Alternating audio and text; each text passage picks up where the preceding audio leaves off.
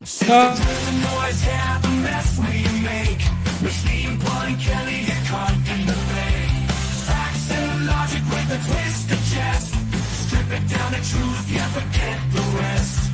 Humor pulls the lies right out of the park. Look beyond the shadows that set the dark. Sparks of laughter fire up the night, bringing clarity when they blur the fight.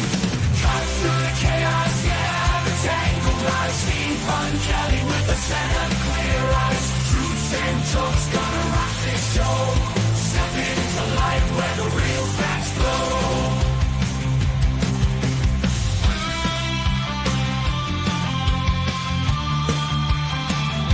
Step into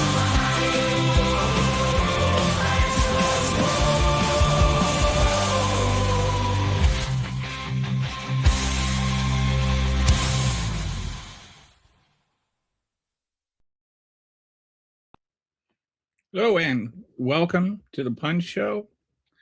We are joined today, for now, with my good friend and moderator and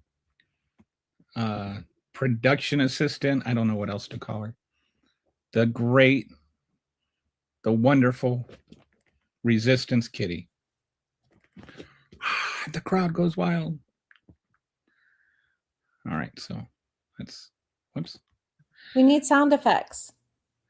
Oh, sound effects. I've decided we need sound effects. You need some sound effect buttons so we can press them, like the pa-da-pa or pa-da. Okay. All right.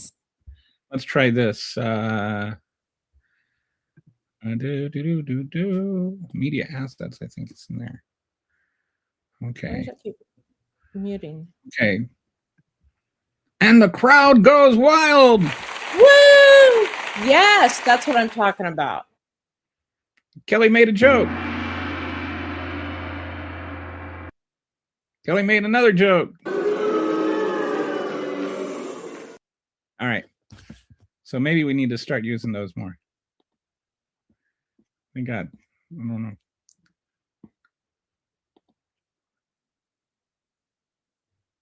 Kelly made another joke. Okay. Whoops. How do I? All right. Anyway, how's everybody doing today? We are ready for another episode of the Punch Show. Got a lot going on in the world. Right now, Donald Trump is pretending that he's bringing peace to Iran again. I saw Marco Rubio yesterday, and he was saying that they're hoping to get a deal with Iran. Did you hear what he said, Kitty? Of like, sometimes they say things that are just so measurably stupid that it's really hard to believe that they would say it out loud in public. Marco Rubio said nobody's ever been able to get a deal done with Iran before.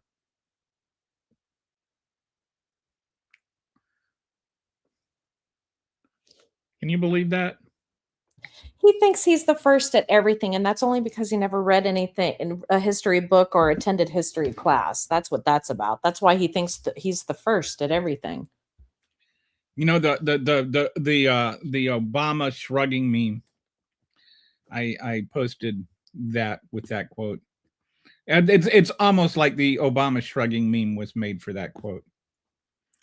So, that was. I just thought that was funny. I don't know that they're going to get anything done. I honestly don't even know that they really want to get anything done. So the next thing I'm going to talk about is something I'm a little bit sad about. And that is the passing of the Reverend Jesse Jackson. I know he was controversial, but I think he was a great man, and he actually, so much of even contemporary politics is still downstream from what he did. He used his narcissism for good and not for evil.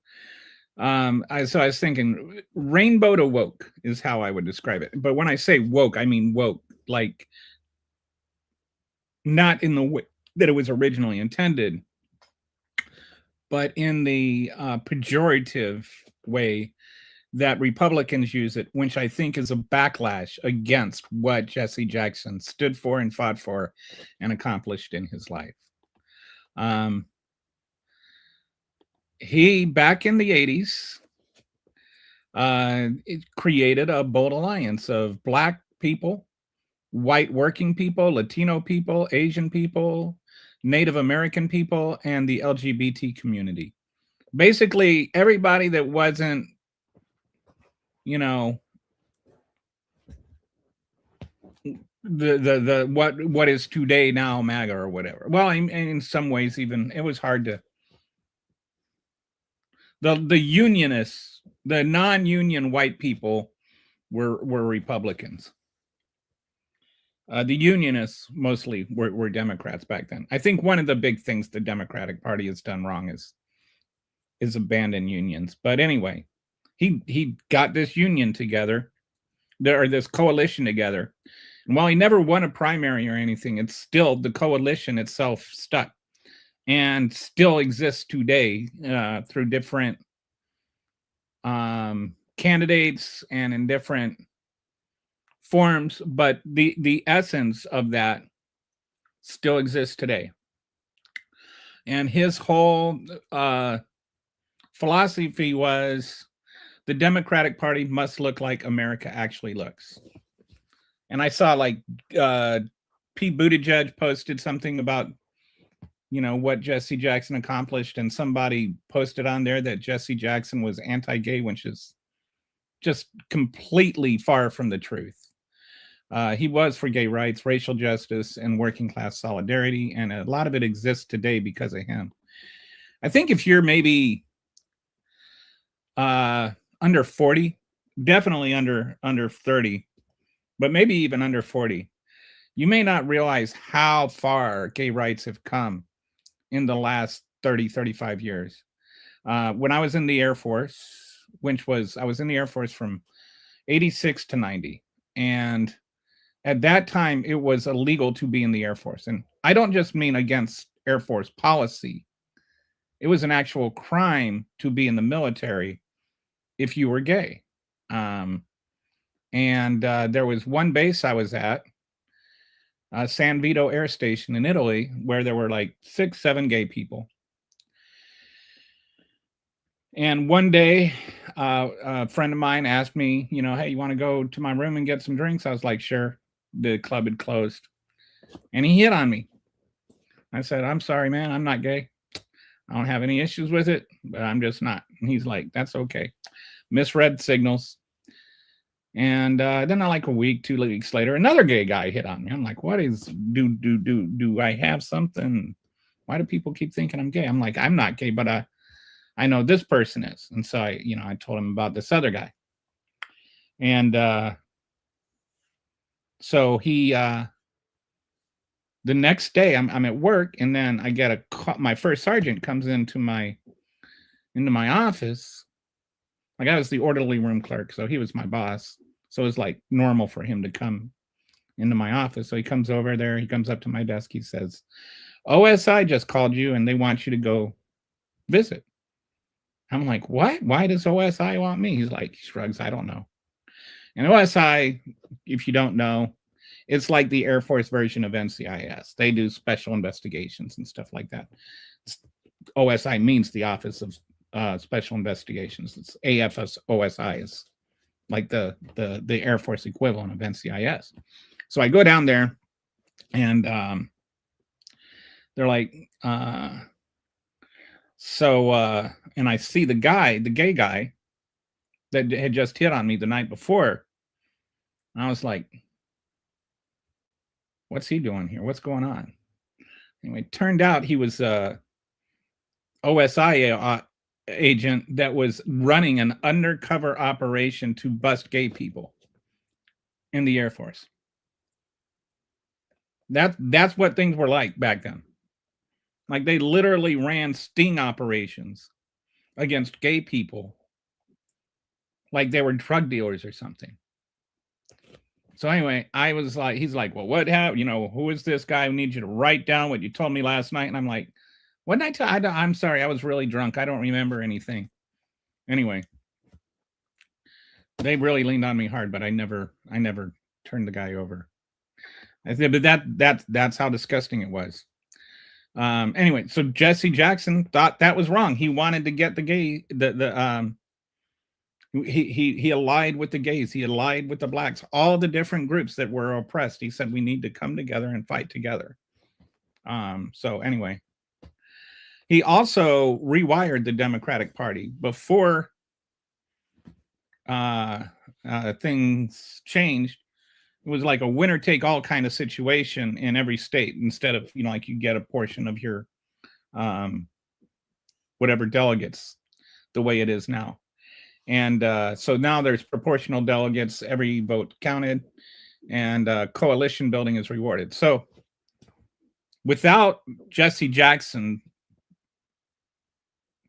leading the Democratic Party into changing this so that it was, instead of winner take all delegates, they were proportioned out, Barack Obama never would have won the nomination in 2006 and 2008. There never would have been President Obama without a candidate, Jackson. That made 2008's Obama mission win possible. So he lost 2 election bids, but he won the argument. Basically, Jesse Jackson lost both elections. He ran in 84 and 88. I think he finished second both times, but I don't think he seriously. The second time, I think he came a little closer, but it was still far behind. But the coalition that he started still largely remains. And I think, with the exception of the union white workers, the Democrats still win big in all of those things. And I think we need to do a lot to win back those union white workers and to reestablish unions. But by the Obama era, the multicultural coalition Jackson described was the Democratic Party. Obama would not have been president if it weren't for Jesse Jackson. He wouldn't have been the candidate, and he wouldn't have been the president. When conservatives attack nowadays, so then after Obama, like there's always this kind of view that there's a reactionary politics. When people win, it's in large part reaction to the last president. And this whole, like using woke as a pejorative, and identity politics and DEI and multiculturalism and woke, a term from black vernacular, by the way. All of that is attacks on what Jesse Jackson started. When they say things like identity politics, and they use that as some kind of slur, as though what they're doing is not identity politics. Nobody is more guilty of identity politics than Stephen Miller. It's somehow not identity politics if your identity is a fascist white man. DEI is something that they completely misrepresent and distort and don't understand. They think that countering racism is racism, that fighting racism is racism, that seeing racism is racism. It's like, it's not racist if you pretend it's not there. That's the entire Republican anti-DEI platform. Multiculturalism to them is bad. Oh, even, like this nonsense. There was some idiot. Oh, Elon Musk was the idiot that was talking about how our culture is all from the British Isles. Like, has he ever read a history book? Then, so anyway, all of that is the fundamental things they are attacking is still reacting to what Reverend Jesse Jackson started. So the Rainbow Coalition launched in 84. By 2008, Obama won using the same framework. Then in 2016, there was this backlash that started to accelerate, and it was economic anxiety. Remember economic anxiety? And then in 2024, it was anti-woke. Woke. Everything was wokeism. Nobody could ever define what woke means or what was wrong with woke, but they just used it as a pejorative, as a reaction. to like black people having rights and like not wanting to be murdered by cops and stuff. So he didn't start the culture war, but the culture war is a response to him. He gave the backlash something to react against. And all the wokeism, anti-wokeism and anti-culture war stuff is a response to Jesse Jackson. So anyway, just wanted to mention that he never won any elections as far as I know. But I think he has a lasting footprint in American politics that very few that have even won office have had. I think that, other than maybe Martin Luther King, there's a few people that maybe never won that have had a larger impact than him, but not many. So Kitty said, all right. Hey, Dusty, how you doing? Real sad about them recriminalizing trans people in the military. Yes. I have to see how that court case is going. It's sad. It's just like somehow your ability to serve your country depends on not being trans. I don't understand it. Person turquoise waving speech. Upgrade. This is your final warning. Oh. There must be somebody that I'm not seeing. I don't know who Upgrade 1015 is. I'm not seeing any posts from them. I guess I was scared the Nazi off. Too bad. I did not know that. I got rid of them. Too bad. So sad. I guess I'll have after 9 comments that were defamatory, I said, and when I gave them final warning, they said they left. I didn't even block them. Were they about Jesse Jackson?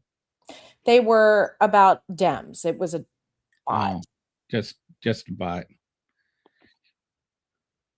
DEI even included veterans and disabled men. Yeah, they really are shooting themselves through the foot, trying to drag down people who have been thriving-ish longer without it. Hey, I've got a joke for you, Dusty. How did Sherlock Holmes accidentally shoot himself in the toe? He went hunting and the game was afoot. Oh, here we go. Let's try it this way.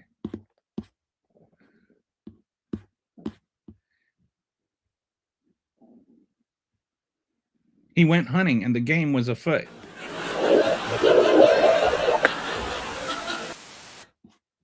There we go. So you get it. The game was afoot.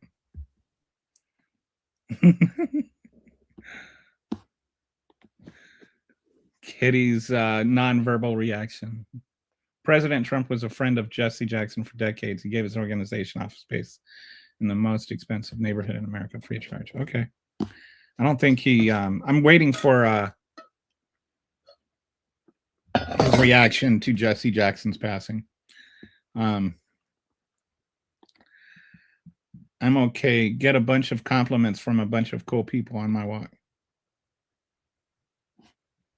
Roar. So she liked my joke. That's an original. That's a Kelly original. That's why they call me Machine Pun Kelly. Okay. John wants to make it seem like like President Trump was. We'll see. I wonder, has he responded? Let me see something. Let's ask Klein.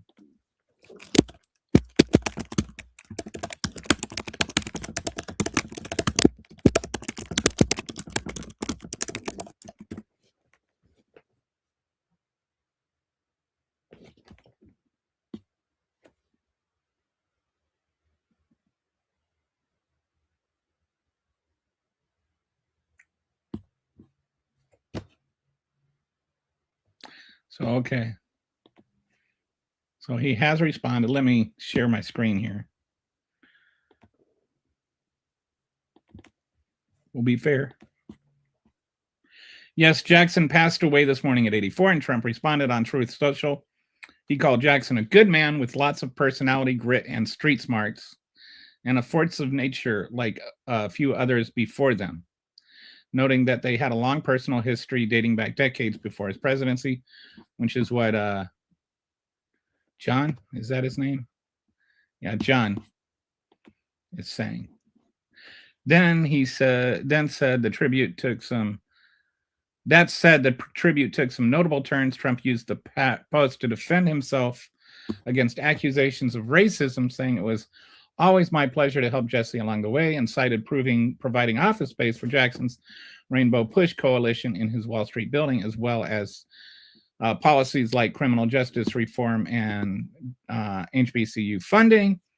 And the HBCU funding really didn't have anything to do with him. I don't know what criminal justice reform he's taking credit for, but and that doesn't undo the fact that he did things like post the Obamas as apes. He also took a shot at Obama, claiming Jackson had much to do with that election without acknowledgement or credit of Barack Hussein Obama, a man who Jesse could not stand. I don't think that's accurate at all. I think Jesse Jackson and Barack Obama were actually friends. The last bit is getting some attention given the context. Trump had just been criticized for posting and then deleting a racist video depicting Obama and Michelle as apes. So as a mix, genuine condolences and acknowledgement of the real history together, wrapped in a fair amount of self-promotion and political jabs. All right, so well, that's interesting. As far as Trump goes, that's a fairly non-dickish post. You got a small chuckle out of me. Oh, he, them. Okay. Thank you. He, them.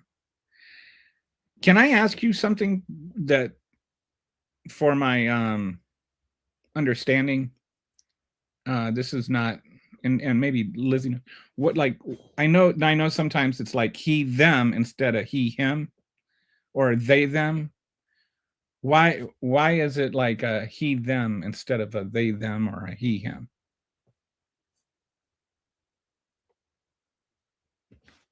Your mic's not on. Sorry. It depends on the individual thoughts on it.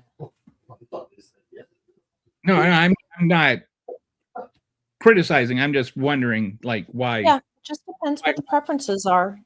I just respect. I try really hard to keep things fairly gender neutral as a them, they versus a he, she when I'm. As far as I'm concerned, just call people what they want to be called. There's like no reason to not call them that. But I also like to understand, you know, understand the person, like not just understand the reasoning, but like, so like, just a very fashionable guy. All right. They're not delusional, dude. You don't understand any of that. Like, Republicans seem to like just assume they innately understand everything, and they never read a book.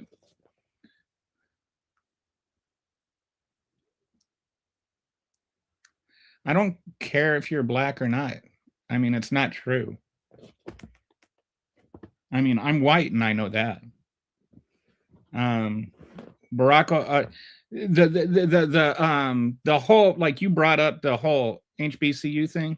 Let's talk about the HBCU thing. The HBCU thing was brought up before Donald Trump was ever even nominated president. He never pushed for it before it got passed. When it passed both houses of Congress with a veto-proof majority. The original author was a black woman Democrat. And when it passed both houses with a veto-proof majority. The original budget that Trump submitted actually had less money for it, but it still passed both houses of Congress with a veto-proof majority. And so he signed it because he couldn't prevent it no matter what he wanted. And then after he signed it, he took credit for it as though he championed the whole thing. You've got to understand there's a difference between things happening because you're president and things happening while you're president. This was something that happened while he was president. He didn't do anything. Them, he, him, I like zir too, but that's getting into new neo-pronouns that I don't really expect in casual conversations. Gender is a big performance, and I'm bad at it. Yeah. I was reading like some of these things that and that's one of the reasons I want to understand, like really understand trans people and trans, like the language, the identity language, because I feel like, especially with this, the language is really indicative of the people, and you know, like you have to understand the people. I used to, you know, I wouldn't say I was anti-trans, but I was trans ignorant, and so I would say a lot of ignorant things until I started to get to know trans people, and it's amazing. Like once you connect with people as people, how much that changes.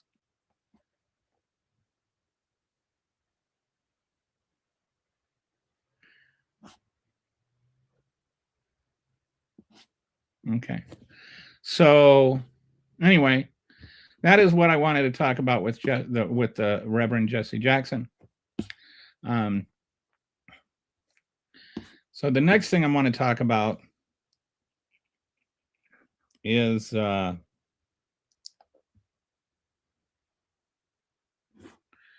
me talk about, we've been discussing a lot. Oh, I've got to import this one. As you know, if you watch this program much, really been kind of talking a lot about asylum, illegal immigration, and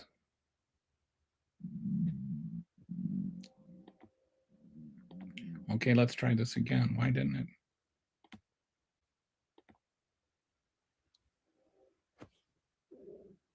Did it work? Did not work. Oh man, what's going on? This is annoying. All right, let me try that. Let me see. I'm trying to import the slides and they're not working.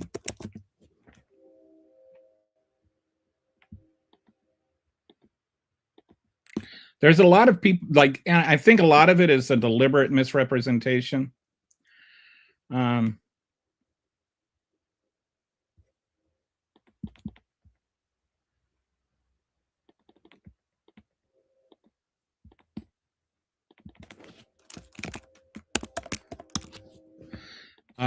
Are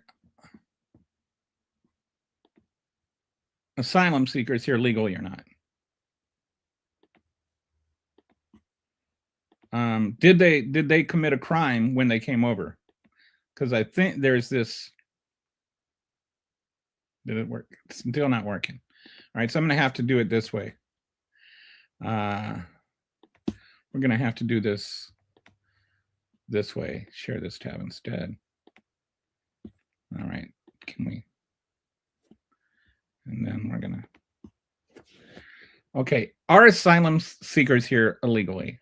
Because I really feel like we need to clarify, what does being here illegally mean? We've got, and we'll go into this next, a whole bunch. Like right now, about 40 to 50% of all people that are being detained in these detention centers are seeking asylum. They're actual asylum seekers. The kid with the bunny hat and his dad, they're asylum seekers. They came here seeking asylum. They are not here. They didn't like try and sneak across the border and then they got caught. They're asylum seekers. And so then people will say, well, they still crossed the border illegally to seek asylum. So let's see what the law actually says about asylum seekers and whether or not they're actually here legal. Okay, so Trumpansies and Demoscenians are losing touch with reality and doing just as they are told by their masters to lure them into idiocracy. I don't know what all that is. What is a Demoscenians? Is that like some sort of slur for Democrats? Who are their masters? And how are they being lured into idiocracy? Kelly, there is a difference between being let in for fear of political asylum than just wanting to come in because you want better money. Yes, there is. But there is a legal process to determine which it is. Okay. And we'll talk about that. There is definitely, you know, asylum does not mean that you can just come in and just say, I want a job and, you know, I want a better life. And then you have to be let in. Asylum has a process. And I don't remember. Okay. Okay. I did not go into the process here. So let me explain a little bit what the process is. Okay. So when you come over here legally, when you come over here legally, or when you come over here to request asylum, what happens? You come over and you go to a port of entry now, mostly, and you say, I would like to request asylum. Like you immediately go to a border patrol agent and ask for asylum. You're not like trying to sneak through and you get caught. And then they say, okay, you either get asylum or you don't. All right. What happens is you go through and you say, I want asylum. And then the border patrol says, why do you need asylum? And there are 4 reasons that you can request asylum. None of them are, I want a better job. And you have to be out of fear for your life. One is political reasons, like you're a political opposition. That's when people came over from Cuba. A lot of them, they were granted political asylum. One is being persecuted based on sexual identity. So like if you're in a country like Iran or something where they murder gay people and they kill people for being gay, then you can come over here and request asylum because you're gay and they're going to kill you if you go back. The other one is like race, ethnicity, things like that. And then the 4th reason is social group. And social group is pretty fluid, right? Like, what does that mean? And it used to be like that you belonged to a specific social group that was persecuted. But now it's been expanded a bit under, I think Clinton did it first, then Bush did it, then Obama did it, Trump didn't do it, and Biden did it. But the idea that, like, let's say that you are being persecuted by cartels. Cartels will recruit people against their will. They'll say, either you join our cartel or you die. And so then people will they've got 3 choices: join the cartel, which everybody agrees the cartels are evil. 2, you can not join the cartel and get murdered, or 3, you can run. And the people that are coming over from a lot of the Central American countries, that is what their fear is. That's the thing that they are fleeing, is the cartels and persecution from the cartels. And like an example, I've told this story on the show before, but I think it's really clear. There was a young one, I had an asylum lawyer I talked to, and he was telling me he had a client. There was this young woman, maybe middle-aged woman, I guess, that came over here. She had 2 sons. One was in his teens and the other was, like a preteen or a tween. And they tried to recruit the older son to join the cartel. He refused. They murdered him.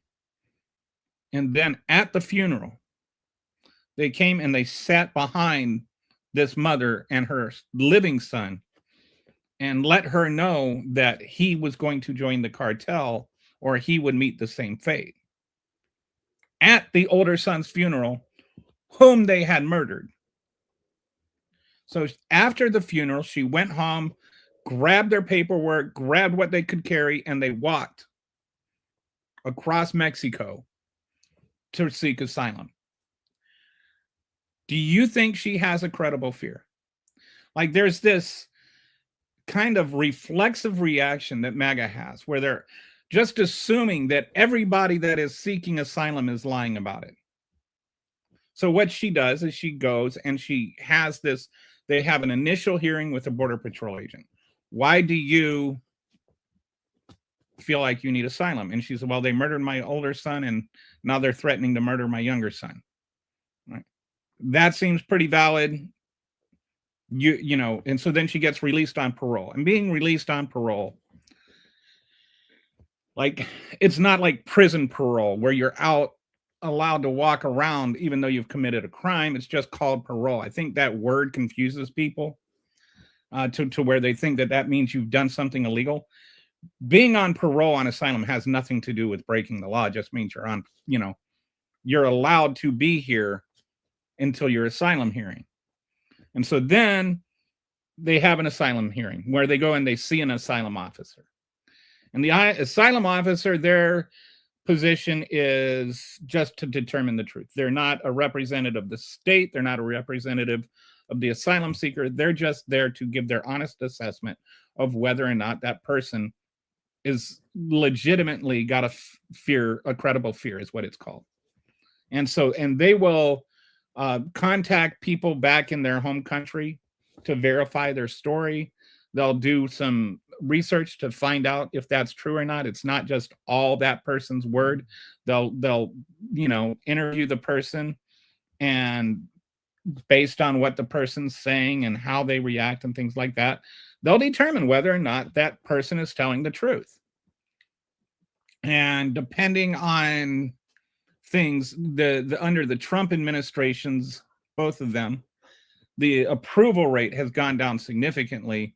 It's usually around 60% under the Biden or under the Trump administration. Has gone down to like 29% of all asylum seekers are granted asylum. Then if you're denied asylum, you can try again. There's something that what I was just talking about is the affirmative course. There's also a defensive course where it's a little harder to get. You can try again with an immigration judge, but that usually doesn't work. If that doesn't happen, they file, you get a deportation order processed, and then you get sent back. So that's how the asylum system works. The main thing is that there is an actual hearing where there is a trained professional whose job it is to know how to talk to these people and how to evaluate whether or not they're true, that actually does research and talks to family members back at home and determines whether or not this is a real thing. Like somebody came over and just said, I'm gay, and then they called back and it turns out that they're not gay. Then they would say, I don't think you have a credible fear. I think you're just using this gay thing as an excuse. So anyway, that I hope that answers your question, because that's the honest answer. Some people can come over here and claim a credible fear and they don't have one. And some people can come over here and have a credible fear and they do have one. You don't want to just deny everything because sometimes people lie.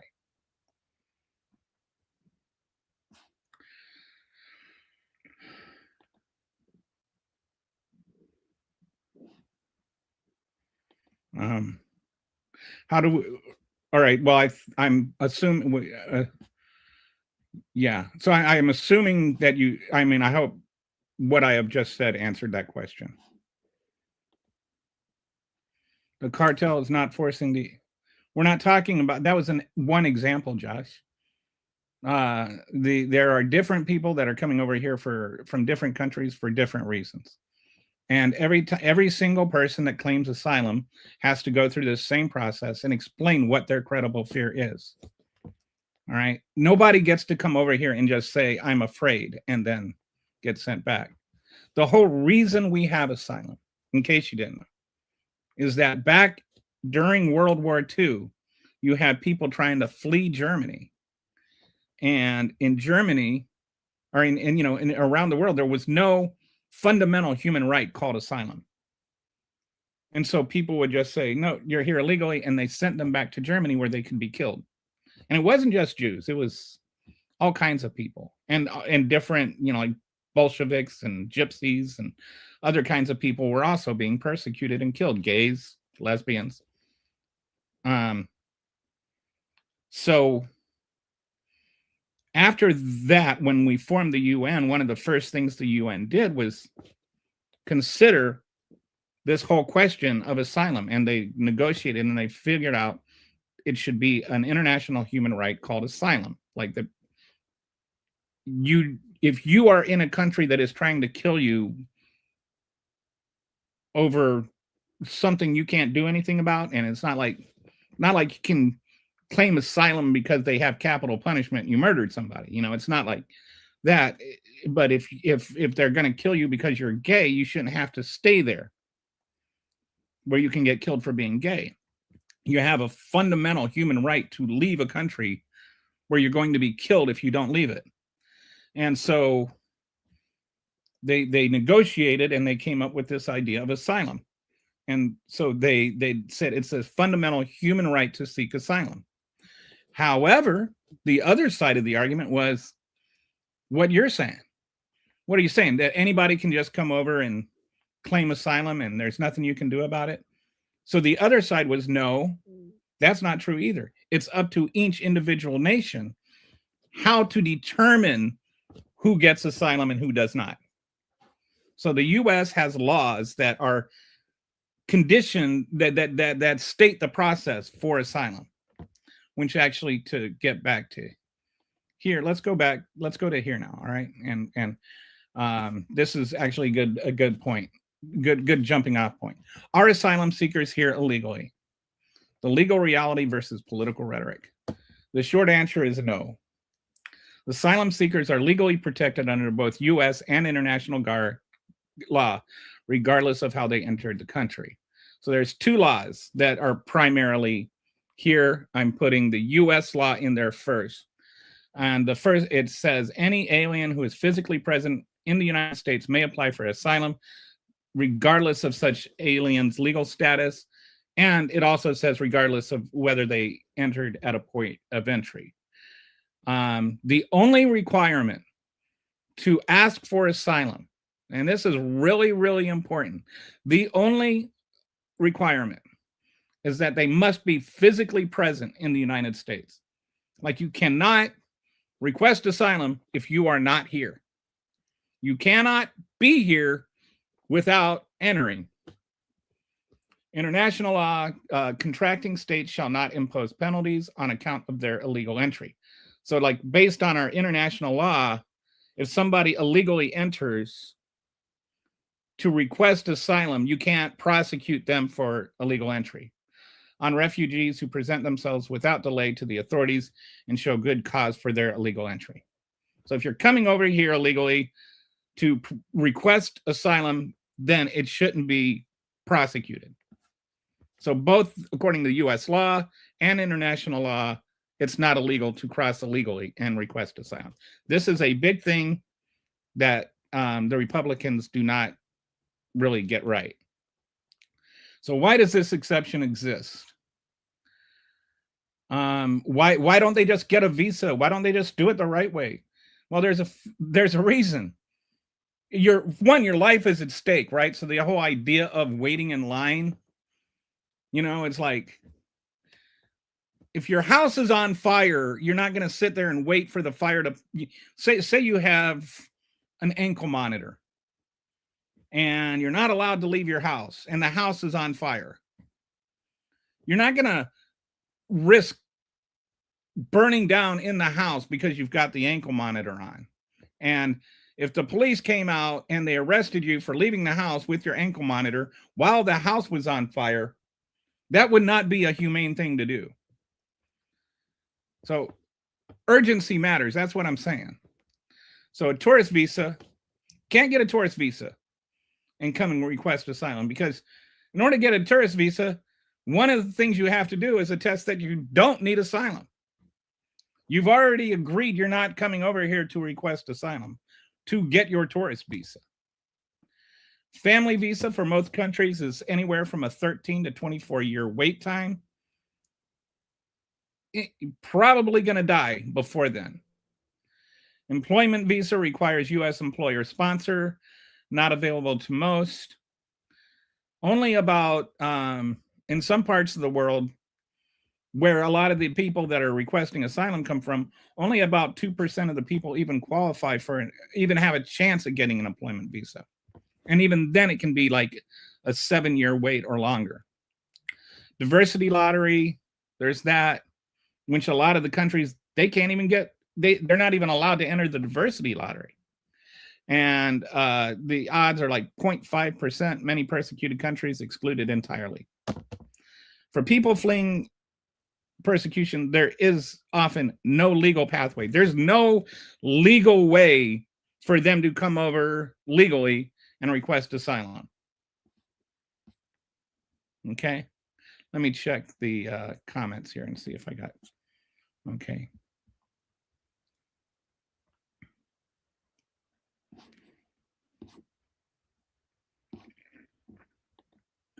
Fundamental human rights implies you didn't have to enforce it. It's not fundamental. It's, I don't know what that means. Fundamental human rights implies you don't have to enforce it. I don't understand what your distinction is there. Shouldn't they be held until we verify their story instead of just releasing them in the country? Sometimes they are, but that's all a judgment call from the border person. You've got the reason we don't is that right now I think there's about 4 million people seeking asylum in the country, and we don't really have place for them. A lot of them are like families with children and stuff. They're not a danger to anything. They're not criminals. They're people seeking asylum. Why do you feel we should hold them until we verify their story? And the other thing about that is that we're talking about the law as it is written and enforcing the law as it is written. If you feel like we should verify them, then you should change the law, not just make it up as you go along. If that is not the law right now, then it should not be done. They are questioned. That they have an initial interview with a Border Patrol agent, and then that Border Patrol agent determines whether or not they're telling the truth. Then they have a more extensive one.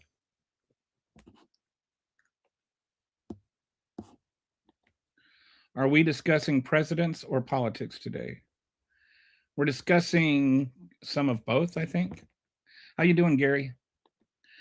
In the future, try to use Romani as the terms for gypsy. Ah, thank you. Okay. As the G word is an old slur that isn't acknowledged in the West. Okay. I apologize for that. And thank you for that clarification. And Kitty was going to say Romani. Romani. I have to remember that. Same wavelength, you and me. Change the process, then legally don't just break the law or turn your head and act like it's not happening. Yes, and what I'm talking about is the current, present legal process. The current legal process is what I am discussing. So I agree with you 100%. Don't just change the process and turn your head and like the one that is turning their head and pretending that the process is not there is Donald Trump and ICE. This is the legal process. And as I already posted the actual law. If you want to change the process, then you have to change the process. Oh, okay.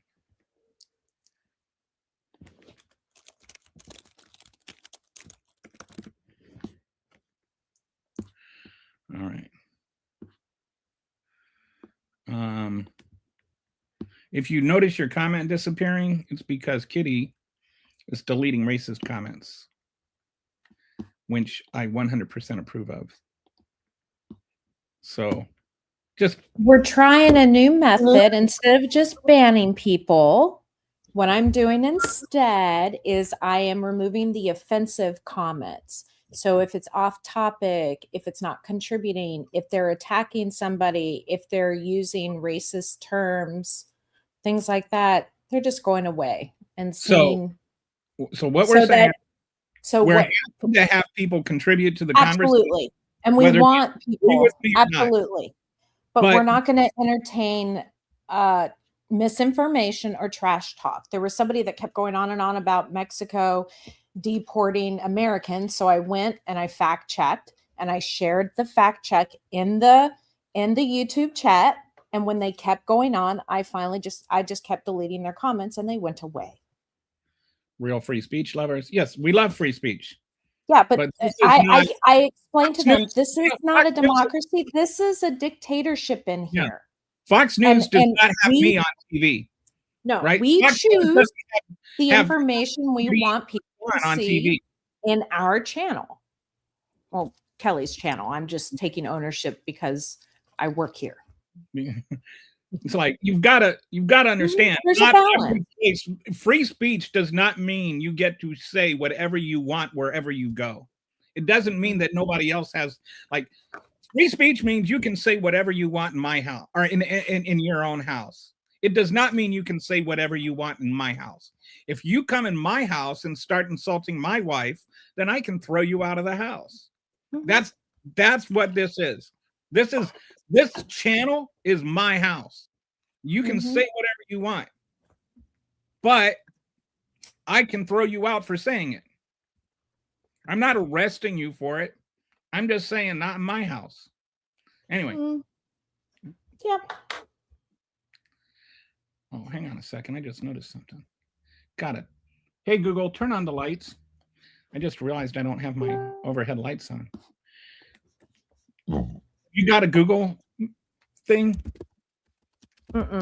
No, because I'm in the resistance and I don't want them tracking my shit. So, okay. Guys, okay, that's right.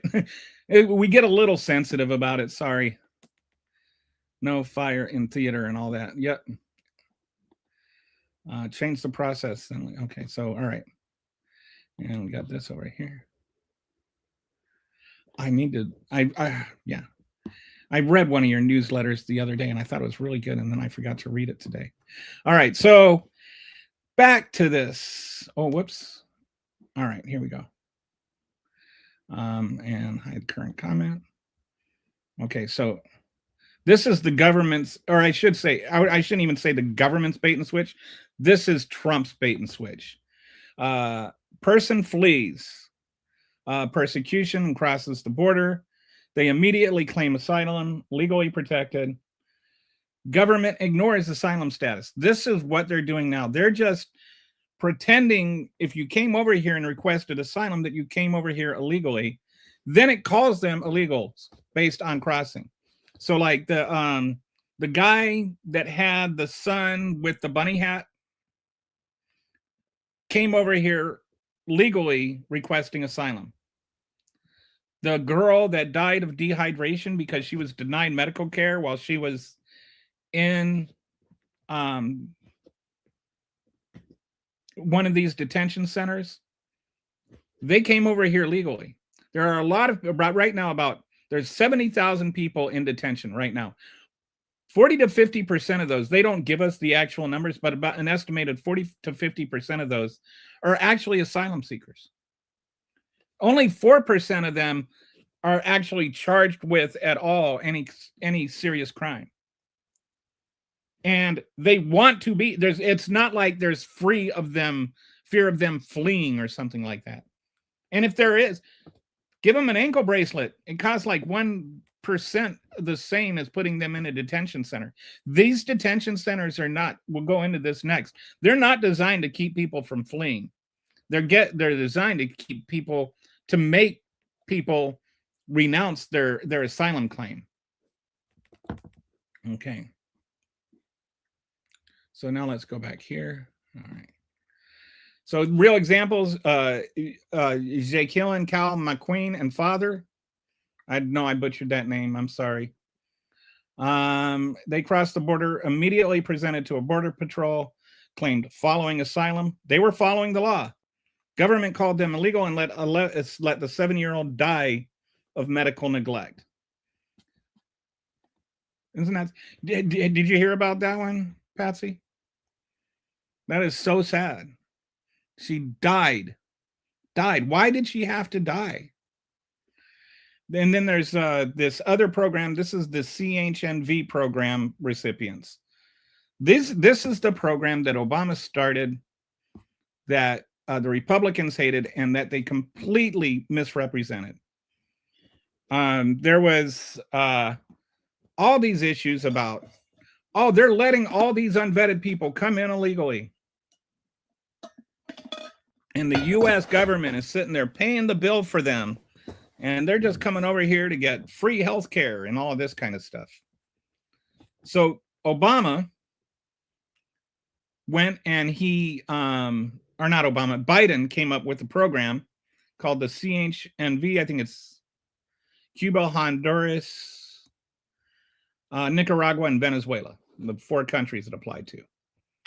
And there was an app that you could go on this app and fill out a questionnaire and submit like some documents and stuff. And then you'd send them over, and then you would be pre-vetted. Before you ever came over here, you'd be pre-vetted. And then they would look at your case, and they'd look at your papers, and they would make a determination. There's a good chance they're going to get asylum. So then you would get approved to come over on the CHNV program. And then you came over, and you had to fly over. And not only did you have to fly over, you had to pay for your own flight. You couldn't come, like the government did not fly you over. And you had to have a sponsor. You had to have somebody whose house you could stay at while you were here and stuff. So that there would be no burden on the government. And the Republicans started representing this as Biden sneaking people over in the dark of the night, sneaking over these unvetted illegals, which was just disgustingly unfair way to present it. Biden tried to satiate every demand of the Republicans, and they just dishonestly, morosely misrepresented what he was doing.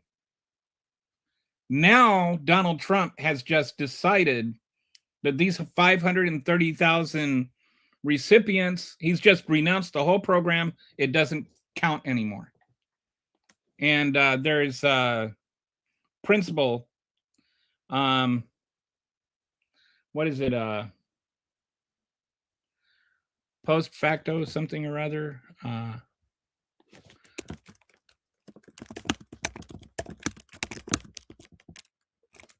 Ex posto facto. And what that means is if somebody, like, let's say they made a law that it's illegal to wear a MAGA hat, just, not that they would or anything, just for discussion's sake. They made a law that said it was illegal to wear a MAGA hat. And so then somebody saw a picture of you wearing a MAGA hat 2 years ago. And so then they came out and they arrested you for wearing a MAGA hat. And you're like, but I wasn't wearing that MAGA hat. That I was wearing that MAGA hat before it was illegal. So you can't prosecute me for that. That's what ex posto facto means. It means after the fact. You cannot prosecute somebody for breaking a law after, if they pass the law after, you broke it. So these people that came over here legally under CHNV program, they came over here legally. Trump renouncing it after they came over here does not mean they came over here illegally. It just means he canceled their legal status. That's actually not just, people, well, that doesn't apply because they're not citizens, which is sort of just completely avoiding the moral framework of the whole issue. You making, like, it's just, you're defending what is innately immoral and it's also unconstitutional, and you're also wrong about the constitutional aspect of the argument. But all of that aside, it's also just an asshole move. Don't be an asshole. You don't have to be an asshole. All right. All right. So John says, my question or statement is not being racist. It's a reason why they should. Nobody's saying, but why should they be held? They're just running for their lives.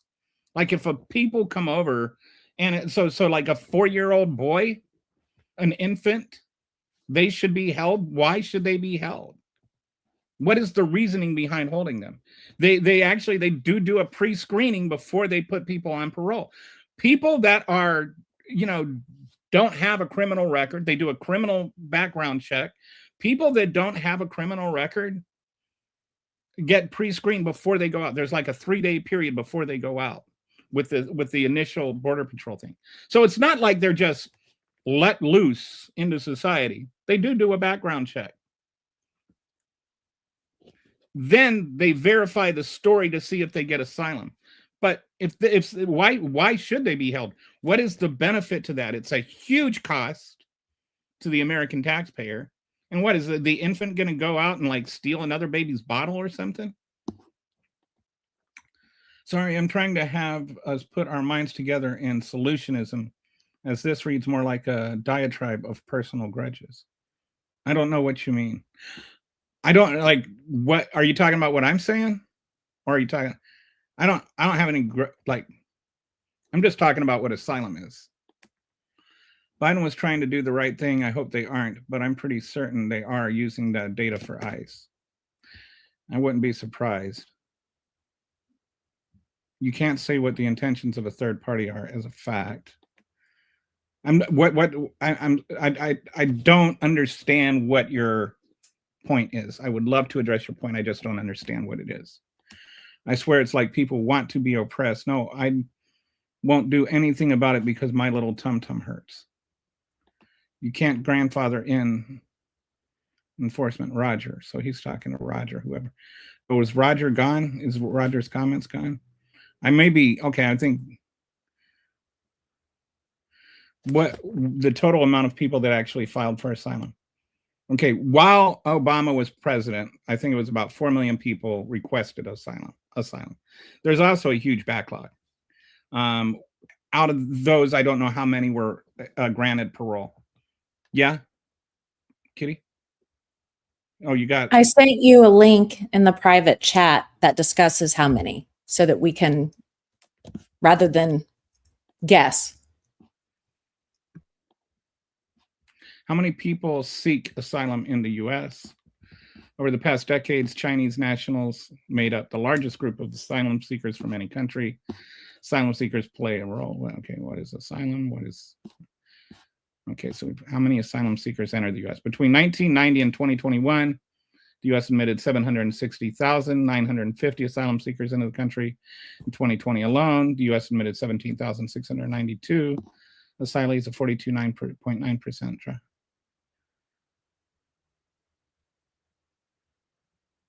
So this seems to be a little bit...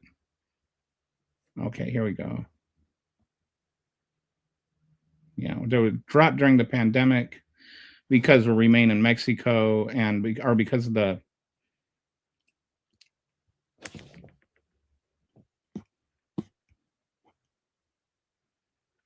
Okay. More than 165,000 were granted affirmative asylum status between 2013 and 2022. Okay, here, let me ask Claude this. All right. I think maybe that'll be the... There are currently, I think it's 4 million.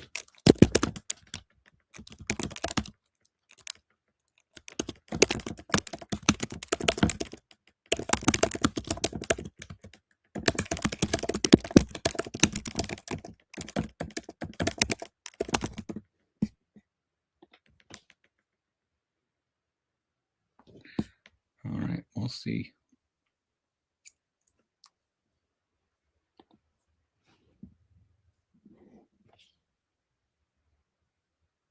As of the end of December 25, out of the total immigration court backlog of nearly 3.4 million cases, about approximately 2.34 million immigrants have already filed formal asylum applications and are waiting for hearings or discussion. About 1.45 million affirmative asylum applications and 1.48 million defensive asylum applications. You can also get file for a defensive, like if you were trying to sneak around Border Patrol and you got caught, if you've been here less than a year, you can apply for a defensive asylum. That is harder to get, but that's the law. And I'm just saying, I'm not even trying to like say the law is good or bad or whatever. I'm saying that's what the law is.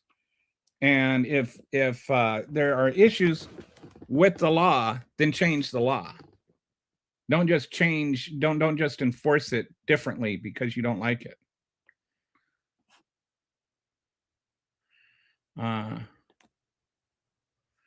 Yeah, dangerous. If they're dangerous, they're typically they're refused right away. If somebody comes over here and they're like a murderer, you can't, you can't, you don't even qualify for asylum. And they do the, and they'll get in the background check. And if you look in the reports, they'll have the number of people that were rejected outright for those reasons.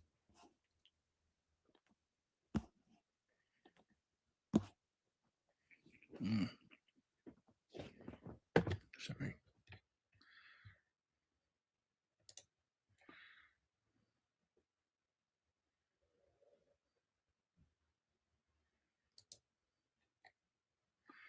Okay. Yeah, it's not easy to get documentation even for your own kids who were born in America. It's something Amish expats struggle with too. I wonder if ICE is bothering the Amish. They don't get documentation. There's that's usually like if you're fleeing for your life, you're usually not able to grab up all your personal documents beforehand. I mean, like there are people that are literally fleeing for their life. I mean, that's the main thing. I know that Fox News tries to represent it as all of these people, every single one of them is just sneaking over here to get a better life. But that's why we have a system to find out, to screen out the people that actually are really seeking asylum and those who are just seeking to get a, live in the United States. Do the Amish have a large known criminal contingent, let alone Mennonites or Hutterites? Well, the Amish don't really need I think he's referring to when Amish go to other countries, not when they come to the U.S. The Amish have I know like a lot of Mennonites and stuff. There's it's kind of a hang on one second.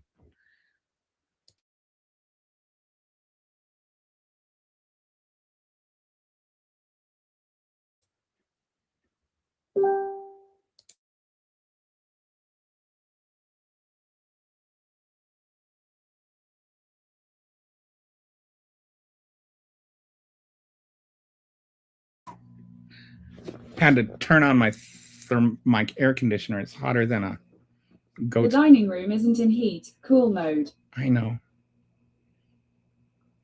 All right. Are you back to normal? All right.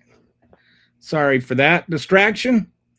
So anyway, like they go to other countries and stuff. So I think they're referring to like when they need their birth certificates, and maybe it also has to do with the VRA, or not the VRA, the SAVE Act. I don't care if it's coming from a Democrat, left or right or whatever. If that's the law, should Trump enforce the law the way that is written? Yes or no? And this is the whole difference, dude. This is the entire difference between open borders and closed borders. Open borders, all that meant is that Joe Biden enforced asylum laws. That's all it meant. Closed borders to Trump means he just shut down the international right to seek asylum and stopped enforcing asylum laws.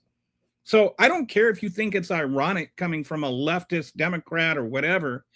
That is the law. So it's like you can't have this both ways. You can't be sitting there going, enforce the laws, and then find out what the laws are and find out you don't like the laws and then say, well, that's what the liberal Democrats. Oh, you can't say that. You're a liberal Democrat. People who come here that are vetted know how much there is to lose. Do you believe the left manages these systems? Yeah, I don't think the left manages these systems at all. I know asylum officers. It's not like there's this leftist movement among the asylum officers or anything. Go look on Glassdoor. You want to see the most unhappy group of workers in the, like, what? Look at the job reviews. The asylum officers right now, they hate their jobs because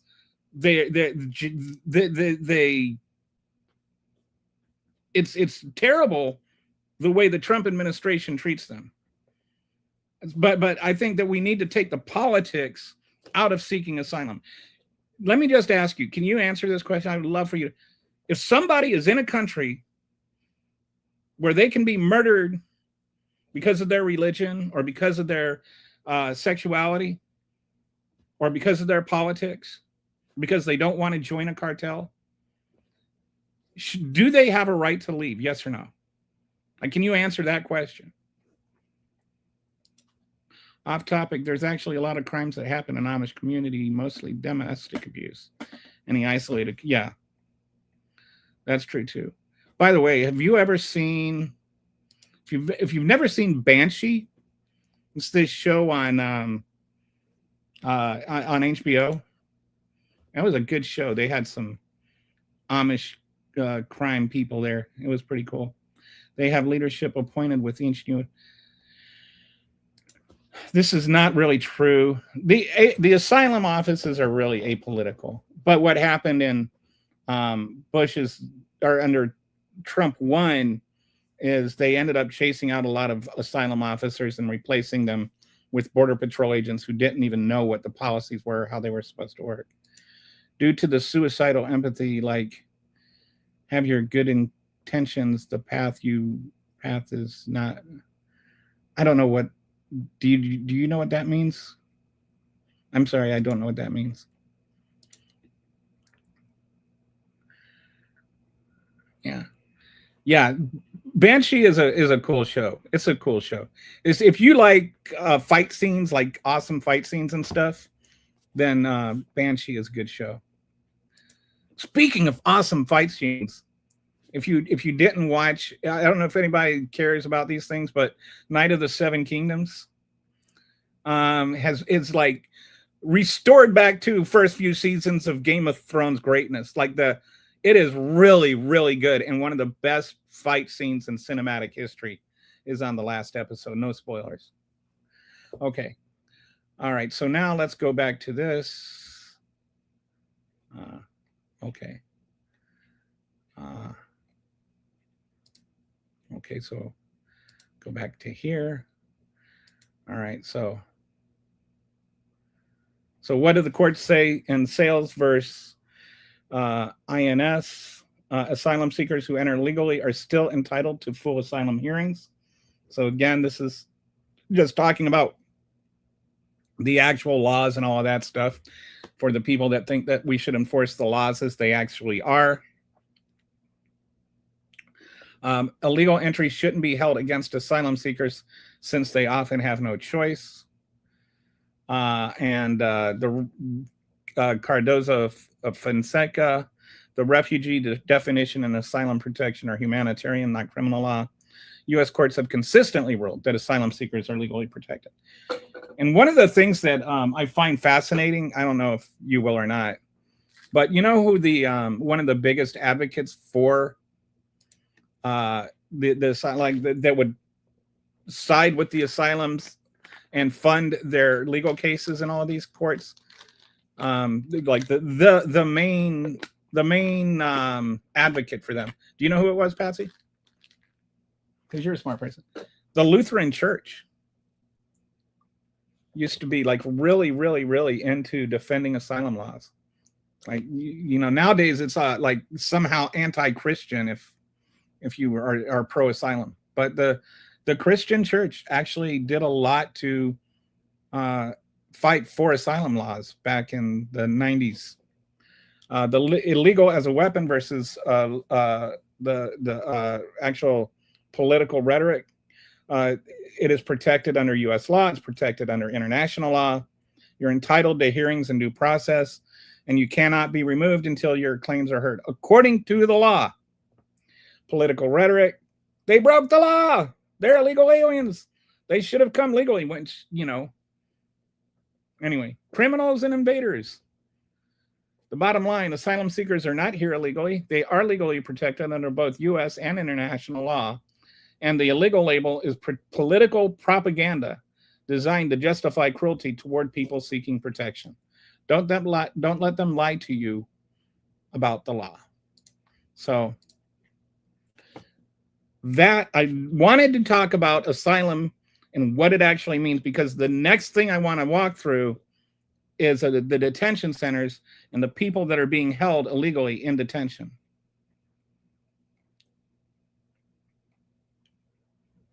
Okay.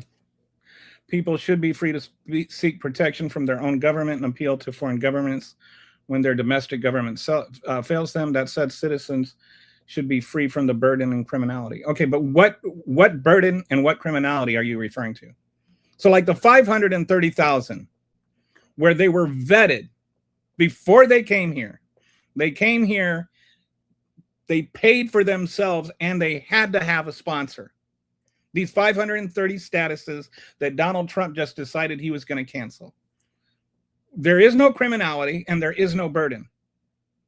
There's zero burden on the United States is not paying for them.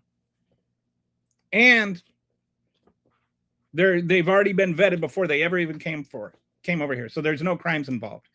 They didn't even cross the border illegally.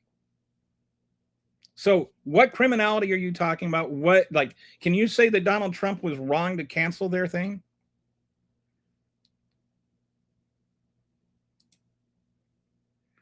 Yes, please do. Like, comment, subscribe. I love that. Thank you. Yes, especially the like, the comment, and the subscribe. Good, succinct comment. But what do they, what do they present? Like, if somebody comes over here, and this is, you know, the first 6 months, they're not allowed to work. They have to be here 6 months before they're allowed to work. So they need to have some way to, like, eat. So there are some places that have laws that, you know, they have to be put up somewhere. But the goal is to find, you know, homes for them and to find sponsors. A lot of them have sponsors that are relatives or whatever. But you're also talking about people who are being persecuted, right? You're talking about people that a lot of them are poor, a lot of them that don't have money that's saved up, a lot of them that actually had to pay coyotes a whole bunch of money to be able to come over here. So it's like there's a humanitarian aspect to this too, right? Hello again, Kelly. I hope you're doing well. Hey, it's Amp. Arn, I can't figure out, like, I don't know what that letter thing is there. How do you pronounce that name, Kitty? Arn Bor or Arn? I have mild dyslexia, which makes it even harder. Can you phonetically say how I'm supposed to pronounce your name? Where would you hold them while they are waiting for their illegal? Yes. So your claim is that no vetted people have committed crimes. And I'm saying that people who haven't, if you've vetted people and they haven't committed crimes, you shouldn't be assuming that they may commit a crime someday. Like, nobody's committed crimes until they've committed crimes. But I am saying that people that are vetted and they haven't committed crimes are not criminals. How you doing, Brett?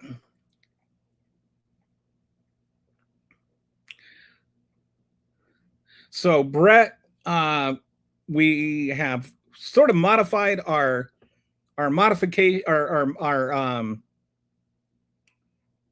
monitoring rules.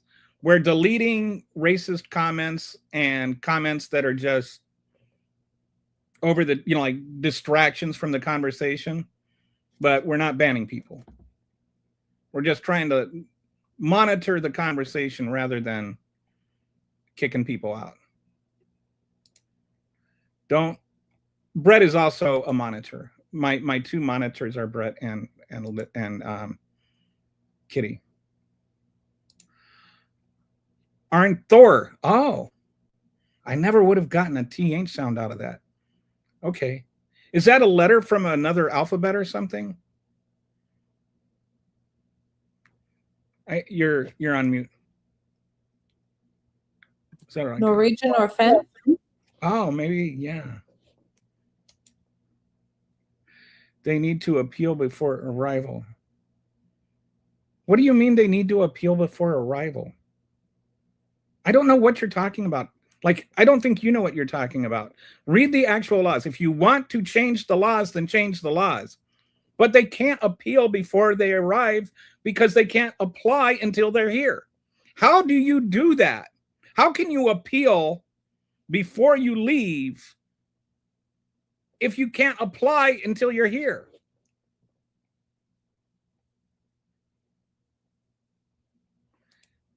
It's a thorn from, it's a thorn from Old English. It's a the sound. Well, look at Dusty with your big brain. Look at the big brain on Dusty. I love that. I love that movie. I'll answer the question. It's hard for both sides. I don't know what question. What question did I not answer? Did I?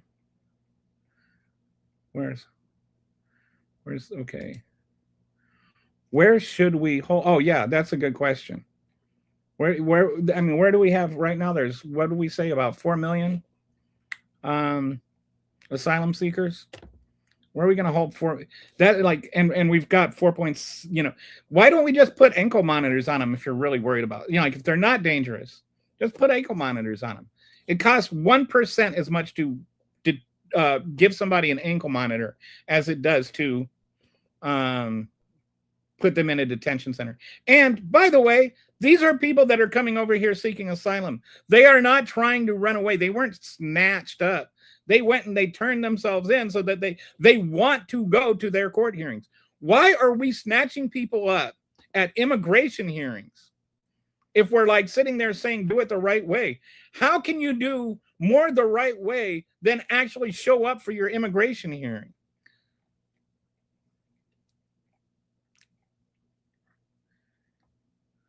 Like, hey, Skippy, I'm sorry you missed the Jesse Jackson part because I think you would have appreciated it.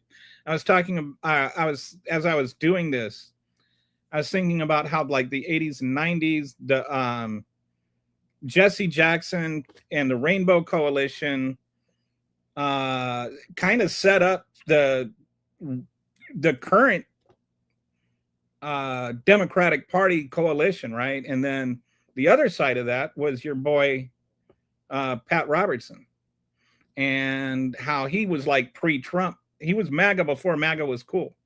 And so anyway, I was just thinking about that today. Like Jesse Jackson versus Pat Robertson is now like that conversation they started is still going on.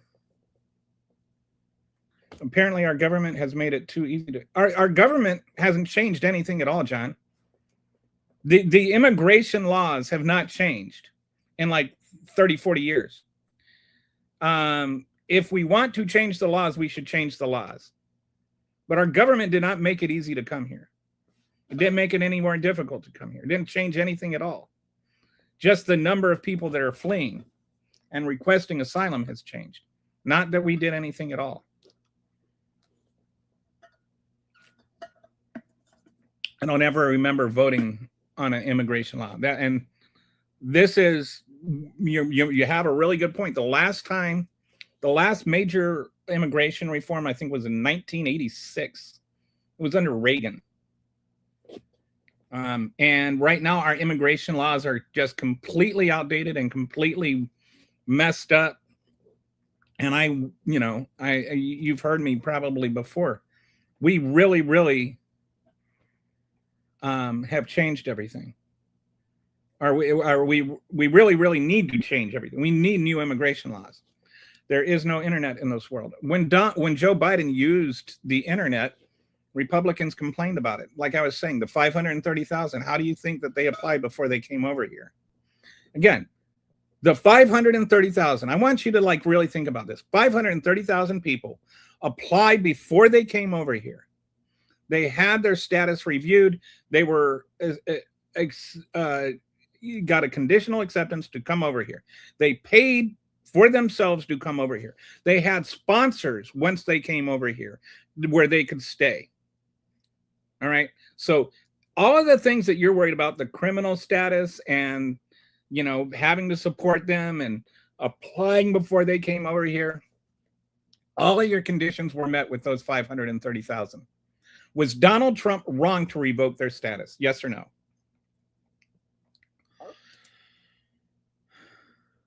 I just realized the character is under the T on the Apple iOS keyboard. Oh. So that's the capital?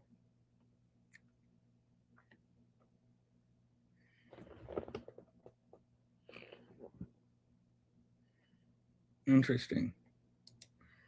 Congress had a bipartisan immigration law until Trump told Republicans to kill it so he could run on fixing it. Also, I didn't answer my inquiry as to what actions an asylum seeker can actually be held responsible for. I don't know what you mean by what actions can asylum seeker actually be held accountable for. I don't understand. He thinks that everybody on the left, I hate the generalization, but everybody on the left is thinks that immigrants should get away with crimes. Oh. Why do you think that? Is it like, are you like thinking that I think you must be like thinking about sanctuary cities or something. Anyway, we're going to stick on the asylum topic right now. I think I've honestly tried to answer your questions. I don't want to get like derailed completely. So I've answered your questions. We're moving on. Thank you. I think I've been fair. What do you mean held responsible? Yeah.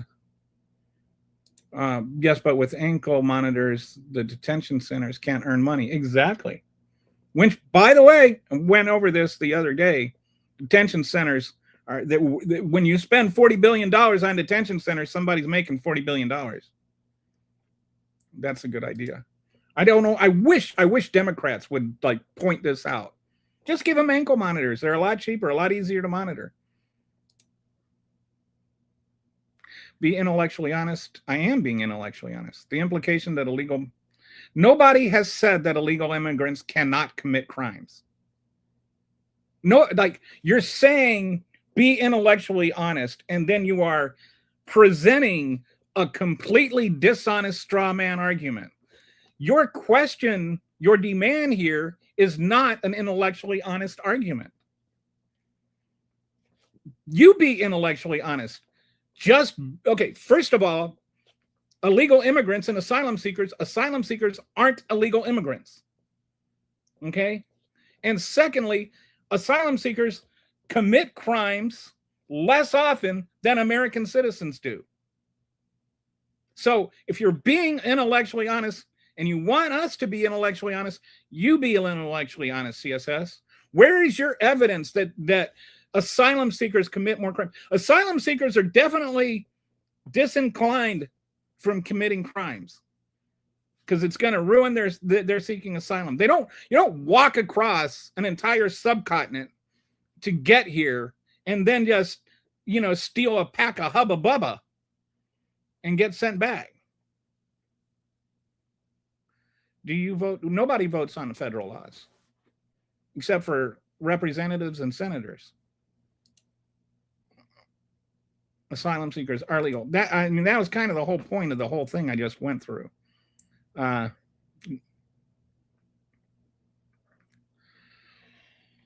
Okay, so with all of that,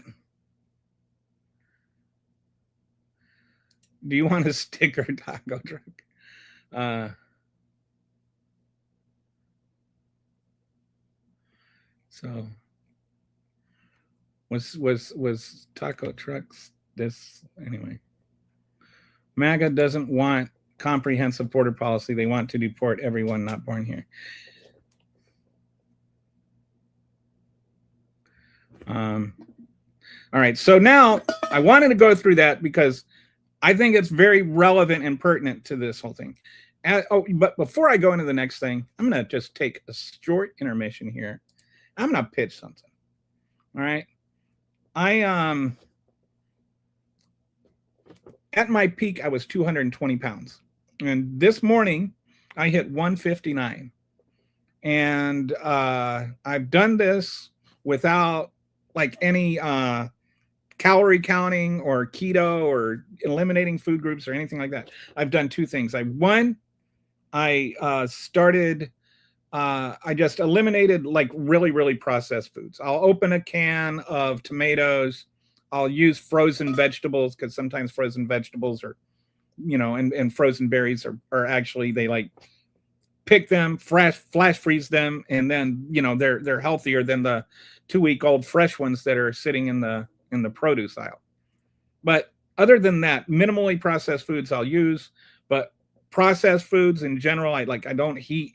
If I'm not eating frozen meals or anything like that, I'm not ordering from DoorDash where it's like 50% salt anymore, and just cutting out those two things.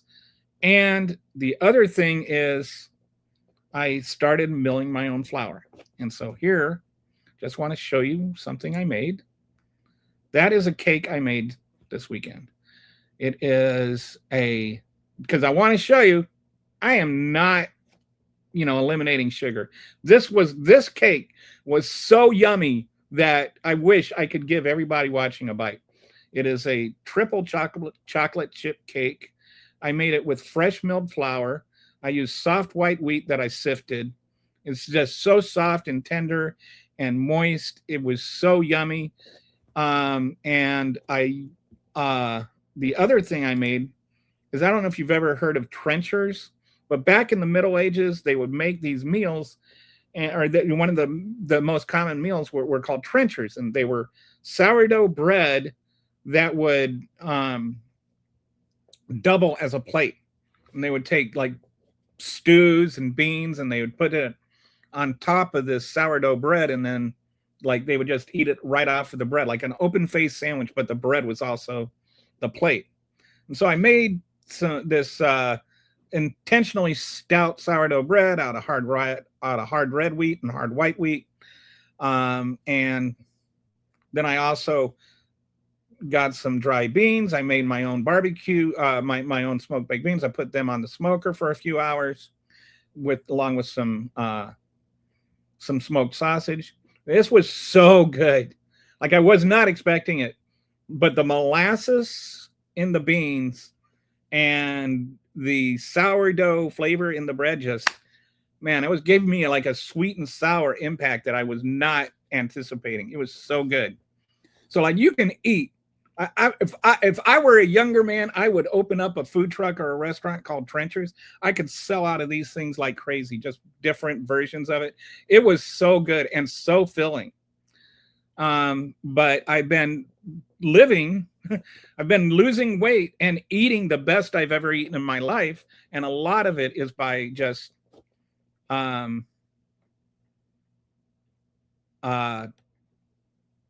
eating this, using fresh milled flour. So I want to share with you this one thing. This is, I'm an affiliate for Nutrimil, and I got this thing called an Artiste, and this is a mixer. And what I like about this mixer is that it, when it mixes, you see it's got this thing right here, and the little handles for the mixer, and you can see it here better. It doesn't, like with a KitchenAid or something, it kind of just beats on the dough to knead it. This kind of comes up and under the bread, and it kneads it, and it's designed to mimic hand kneading. And that's really important, because once you start getting into it, You want to maintain a certain temperature for your dough while you're kneading it so it doesn't start activating the yeast too soon. And with the KitchenAids, it'll heat up your dough like 20 to 25 degrees and activate the kneading too early. But anyway, or activate the yeast too early, so then it doesn't get the same rise and everything like that. So I got this kitchen mixer. I started using that a few months ago. The very first time I used it, the bread was so much better that I actually wrote Nutrimill and said, hey, can I be an affiliate? Because I want to tell people about this, but I want to save them some money when I do. And they have a sale on it right now. If you use MPK20, you get a 20% discount. So you save $40 on the regular price. And on top of that, you get this bread bundle, which is right here. And that's, you get these two really nice enamel covered cast iron steel pans. You get these, I forget what they're called, but they're these things that you put them in the pan first. So then when you pull out the pan, when you pull out the bread, you don't have to worry about tearing the bread. And you get an upgraded paddle for your RTs. You can also, if you want, fortunately, what happened is they keep selling out of the grains, or the mills, but the classic grain mill is what I use. When they come back, I'll let you know. But honestly, I just want to encourage everybody, if you are not eating fresh milled flour, try it. I have a Amazon link. I don't have it here. I'll post it in the thing, but like, just go on Amazon, they have grain mills that start at like $60, $70. Just try it. It is so much of a better way to eat. It's so much healthier. I'm not lying, I had diarrhea about 4 or 5 times a week for about 20 years. And I tried all kinds of things. I had like multiple colonoscopies. I had multiple endoscopies. The doctors could not find out what was wrong with me. Since I've transitioned to fresh milled wheat, nothing but like solid poops. Sorry to get graphic, but I'm telling you, my metabolism has improved. I think that's also why I'm losing weight. It's just my metabolism and my gut health are so much better. There's so much more nutrition in fresh milled flour. There's so much more flavor in it. You can do so much more with your baking as you learn to use it, because you can choose what kind of flour you want, which means you can choose how much gluten is in it. Anyway, I just wanted to take a couple of minutes and pitch all that.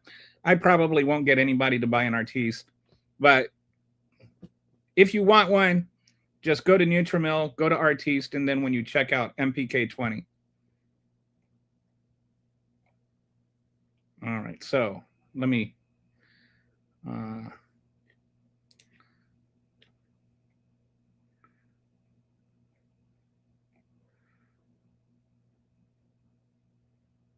you could hollow the bread out to put stew in it. Yeah, I think that's the way I was supposed to do it, but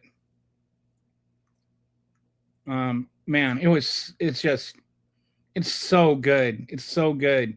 Even if you just buy sourdough and baked beans, try beans on sourdough. Yeah, micro. I think with these kinds of things, you have to change your lifestyle. People are always like, well, I went on this diet and I lost 40 pounds. And as soon as I went off, I gained it all back. And I'm like, so, okay, you got fat eating a certain way. Then you stopped eating that way and you lost a lot of weight.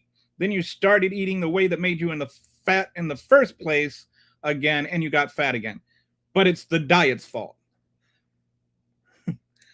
That cake, I'm telling you, I really wish I could give you a bite of that cake. That cake, here's the secret to chocolate cake.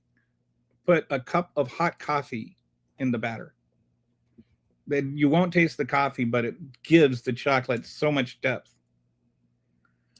I prefer truth over what people think. Most people prefer comfort and illusions and narrative over physical truth, nature, and laws of reality. That's good. Thank you, John. I don't know what I'm. What did I? Somebody say something about humility somewhere.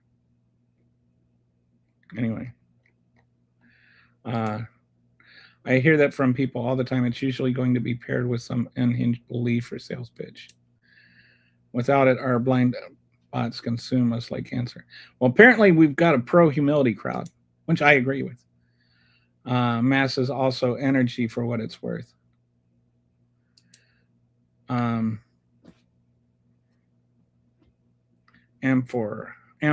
Thor ever figured out how a toaster works? By the way, I already know the answer to my own question. Does that machine make humble pie? I don't know. I don't think that it does. Because I don't think that humble pie mixes.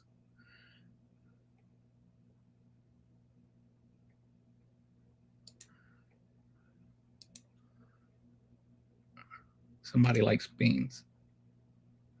All kinds of beans. Beans, like I love different cultures. I love different foods. I love experimenting. I think almost every culture in like the history of mankind has had some kind of amazing food involving beans.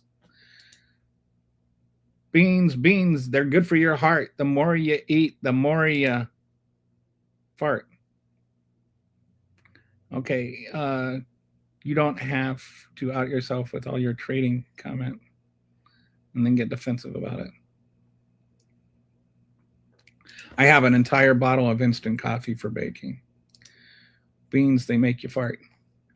Beans, the magical fruit. The more you toot, the better you feel. So let's have beans for every meal. And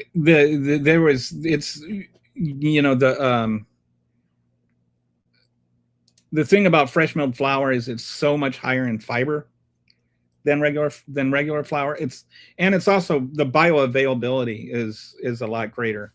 Like the nutrition, when you get whole wheat flour, it's nowhere near as nutritious as fresh milled flour, because the moment you mill it, it starts losing its nutrition.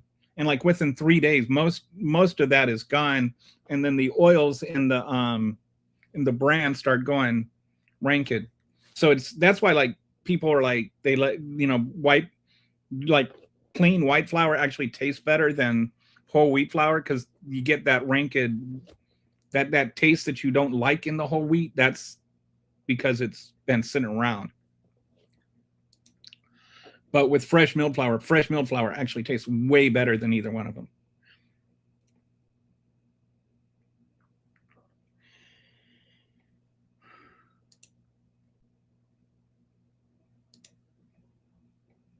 Black bean. Oh, Dusty, I make something I call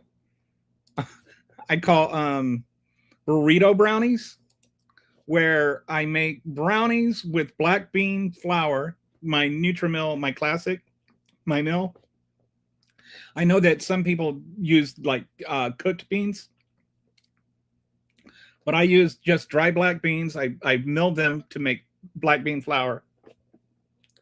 And then instead of oil, I use an avocado. So I use an avocado and black beans to make brownies that you would not know weren't made from regular flour and sugar. You would never know if they are so good. But you can just use an avocado in place of the oil. There's enough oil in the avocado. I like bean patties also. Bro, I don't know. This word, it seems like a food. We're very low key. My favorite food in the Caribbean. Oh, are those like the Cuban bean dish?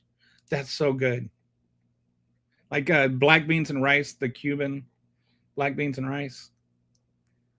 Avocado oil also has a very high, it has a high smoke point, I think is what you mean. But yeah, I use avocado oil for like, especially like when I'm cooking in my cast iron, because it's got such a high smoke point.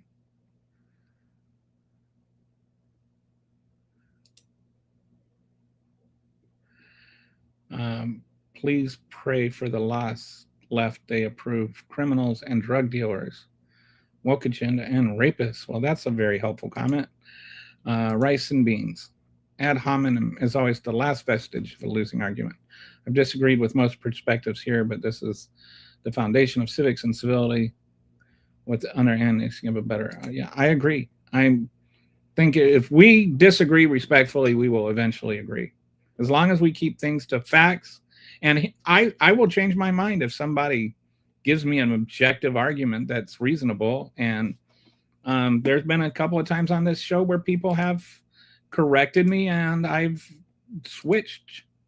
All right. All right. So, all right. There we go.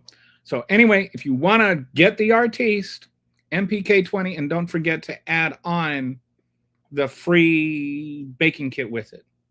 But regardless, I encourage everybody to start working with fresh milled flour. It is a game changer, both for your health and for your taste buds.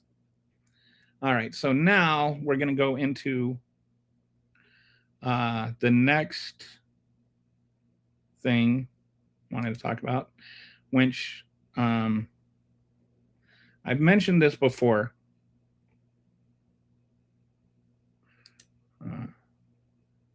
A few times. I have had a very weird and complex life, and I spent about 15 years as a Christian minister. I was I know that liberals aren't supposed to be Christians, and a lot of people think that they're, you know, like night and day or whatever. But I spent 15 years. We had, you know, a church where we had a lot of college kids in it. And my job was, like, I went to the campus and I'd have Bible studies with them, and I would just shepherd them and help them through their college life and personal problems and things like that. It was actually a really nice way to make a living. And I went to a Bible college. I've read the New Testament like well over 100 times. I'm a really fast reader, and so, like, I read the New Testament once a week for an entire year. I've read the Old Testament at least 7 times from cover to cover. I've read the New Testament well over 100 times. Read the collected works of the church fathers. Read about like thousands and thousands of other people. Like, I'm not saying I know more than anybody about the Bible and stuff. I'm just saying I do know more than most people.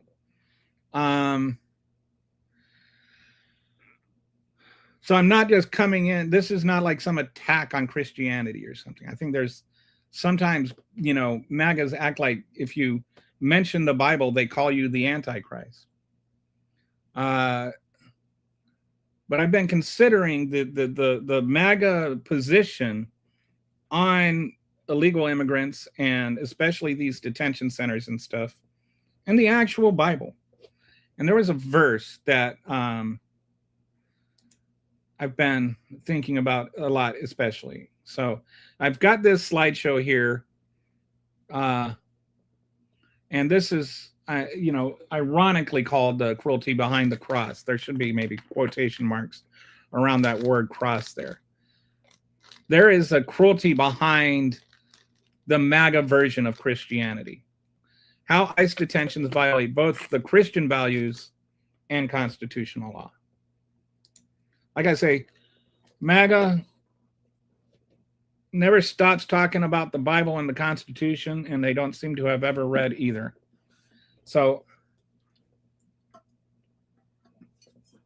let me, well, hang on. Let me first, before I go into this, let me tell you, this is my view of what a Christian is.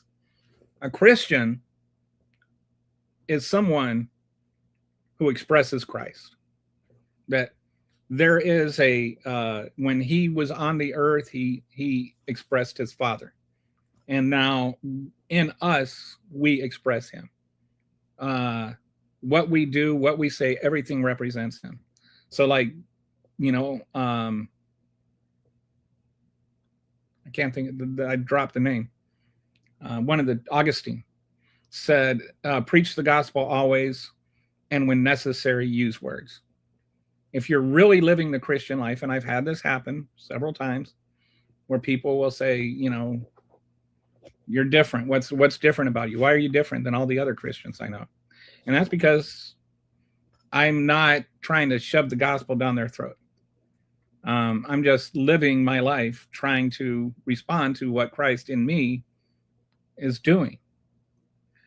But of all the things that the Bible says, one of my favorite verses is, love is patient, love is kind.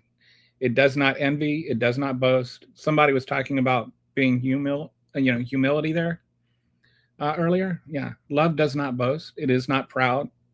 It does not dishonor others. It is not self-seeking. It is not easily angered.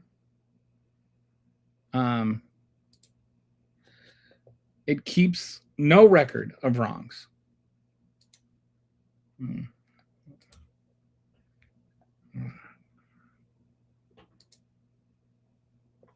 So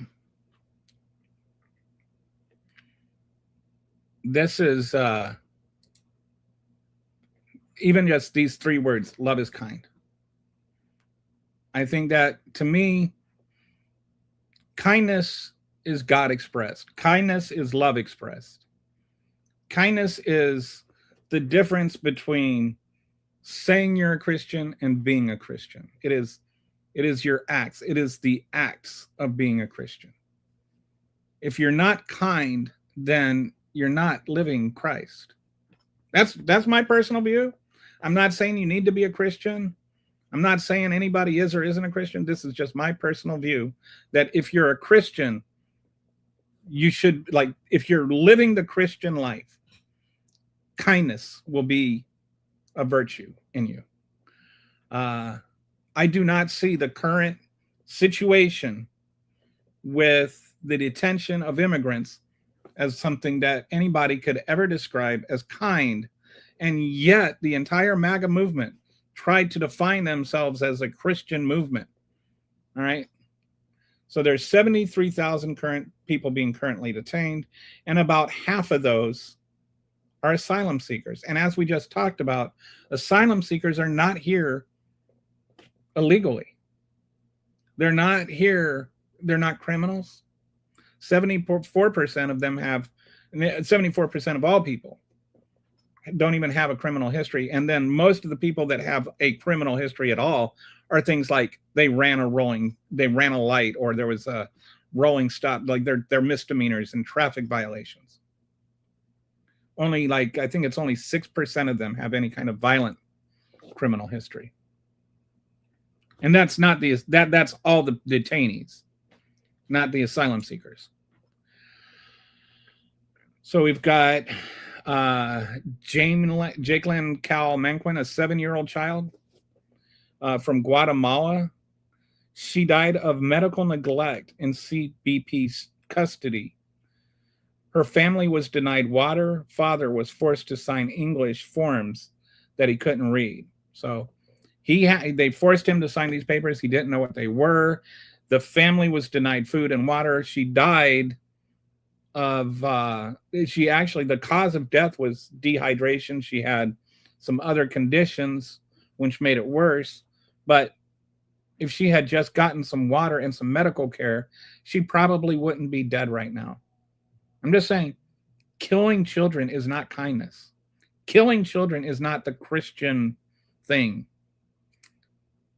And then you've got Liam Canejo Ramos, a 5-year-old child. He's the one, the kid with the bunny hat. He was detained in Texas for 10 days until the public outrage forced release. And here's the thing I think is so horrendous, so horrible, so inhumane, and so unkind about all of this. Liam and his father, they were two that came over on this program that I was just talking about, the 530,000 that had been pre-vetted and had filled out all the paperwork, and they were not living on the country's dollar. They had sponsors. They did everything as absolutely 100% the right way as they could. And here they were detained, and this is one of those things where they just they were detained, rather than admit they were wrong and let them go, ICE continued to detain them, and they said that they would, release them if they renounced the asylum claim. I mean, can you imagine that? We'll get into it. They're torturing children to get their fathers to renounce asylum claims. They're saying, well, your child can be tortured here, or we can deport them and get them murdered there. And is that Christian? Is that kind? Are you okay with that? Like, at what point is ICE wrong to some people? I don't understand. Like, if you're going to say you're a Christian, then defend what is Christian here. This is not Christian behavior.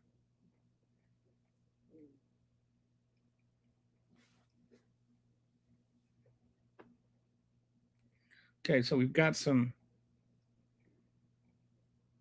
I've been putting up positive stickers around my neighborhood, definitely suggesting if your neighborhood cabs don't often ticket for it.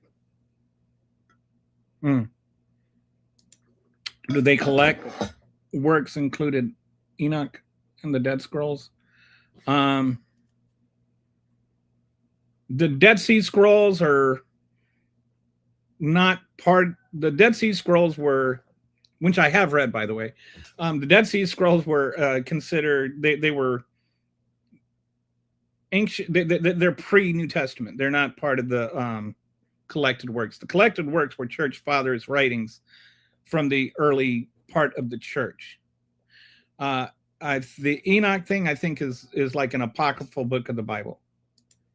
I just wrote it, but neither one of those would be considered the collected work. There were the writings of Augustine and people like that.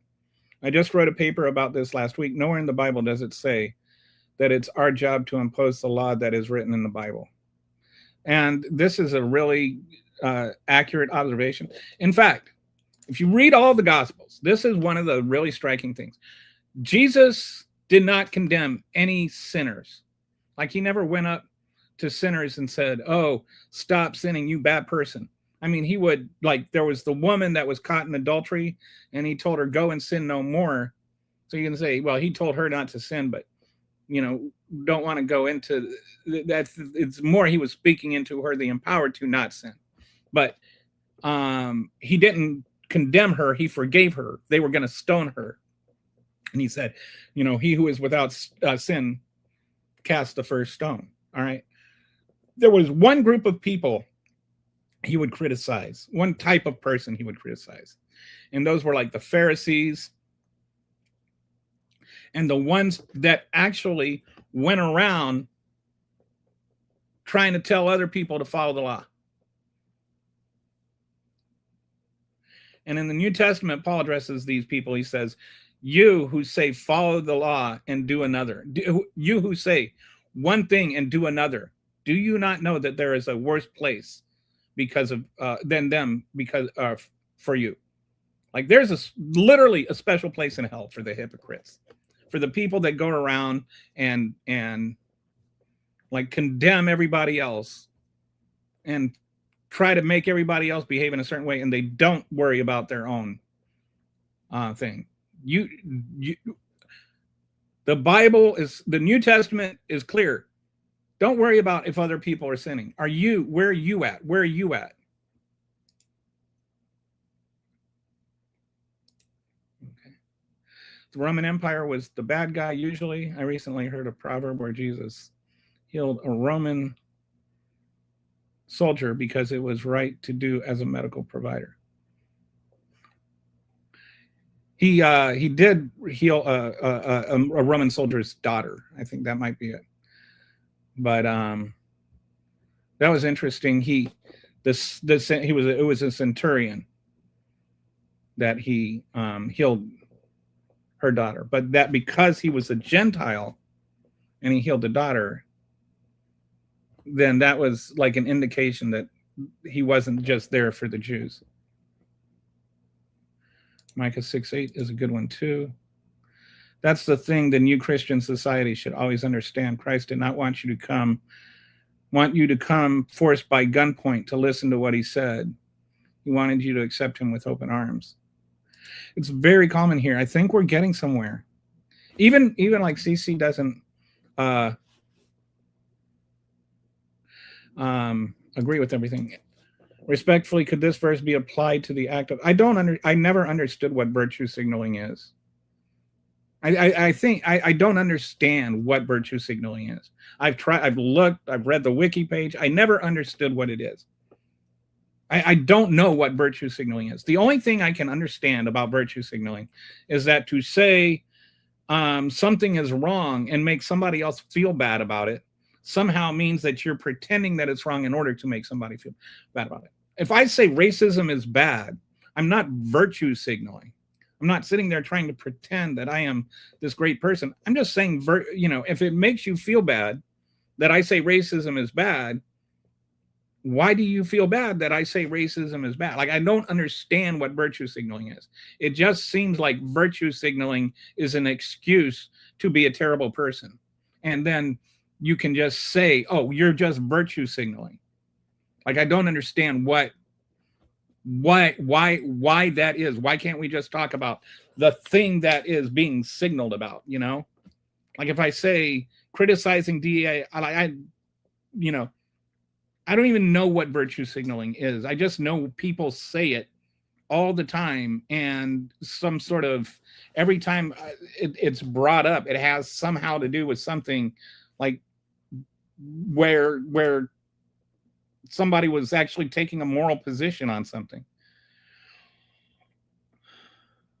Don't forget to be just as well. Justice for all is hard to come by. Yeah, that's kind of the whole point of Christ. The Father had righteousness and he had love, and these two things, like he was morally right and he was also filled with love. But in order to satisfy his rightness, his righteousness, he had to send his son to die for our sins. And so that then when his son died for our sins, that paid the debt to his righteousness. It was his way of reconciling this righteousness with his love. But the love was the motive.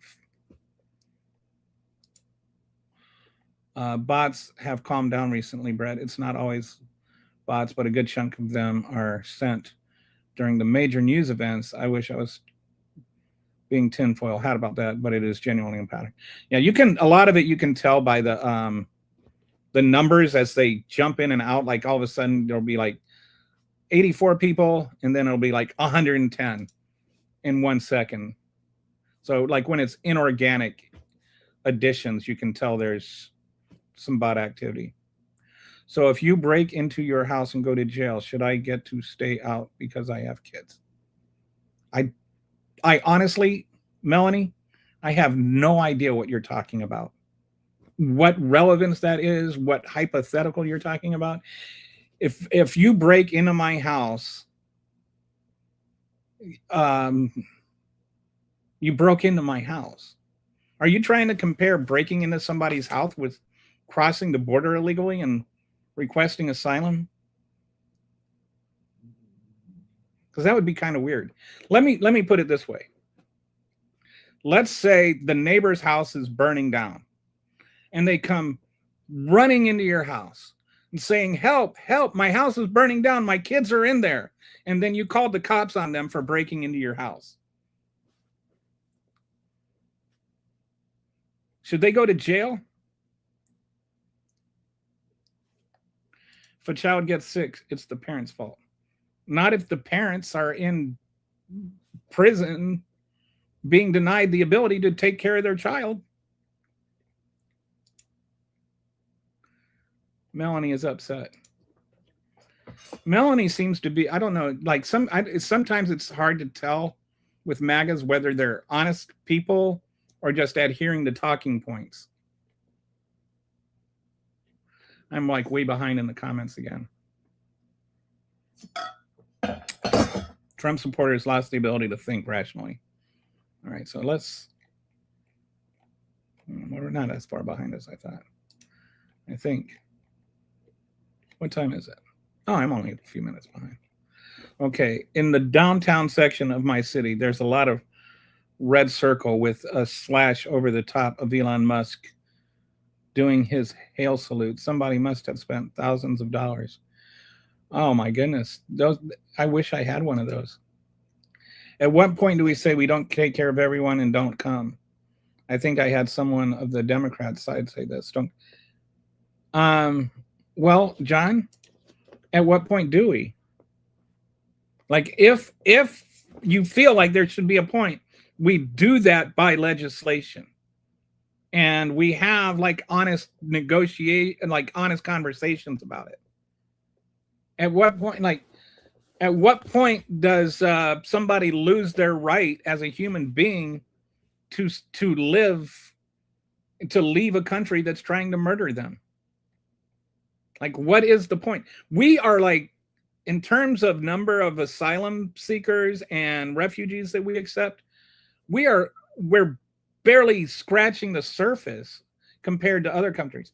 1/3 of Lebanon is refugees.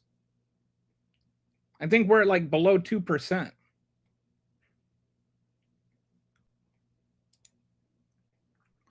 What are you even saying, Melanie? I'm pretty sure we are required to feed prisoners no matter what, especially children. I also thought the collective punishment is a war crime. Yes. In fact, we'll get into this. The conditions at a lot of these detention centers is so low that if we had actual prisoners of war in there, that it would be a war crime.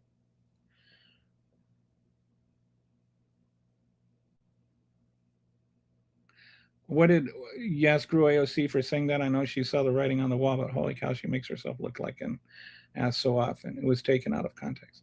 What did AOC say?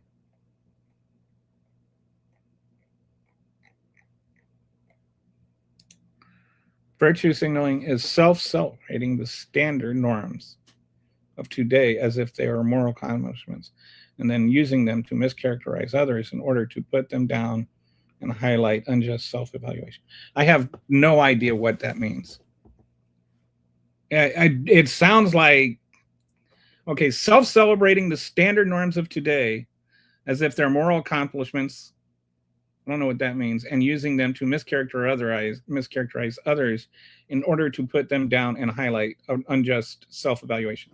Okay, how does that definition not perfectly describe Stephen Miller? Virtue signaling is like telling everyone that they should help the homeless while simultaneously not doing anything for them themselves. Okay, what if you can't do anything for them? And what if you say that we as a society should help the homeless?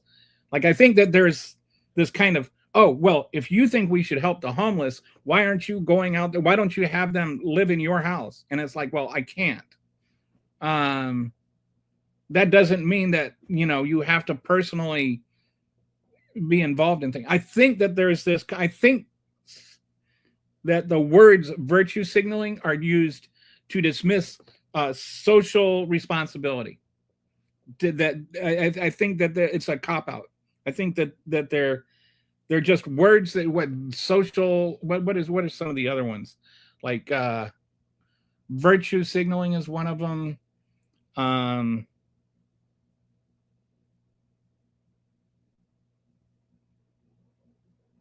Accusing people of being woke. They're just things that people shout to avoid having a conversation. Like, I think the real virtue signaling is saying virtue signaling.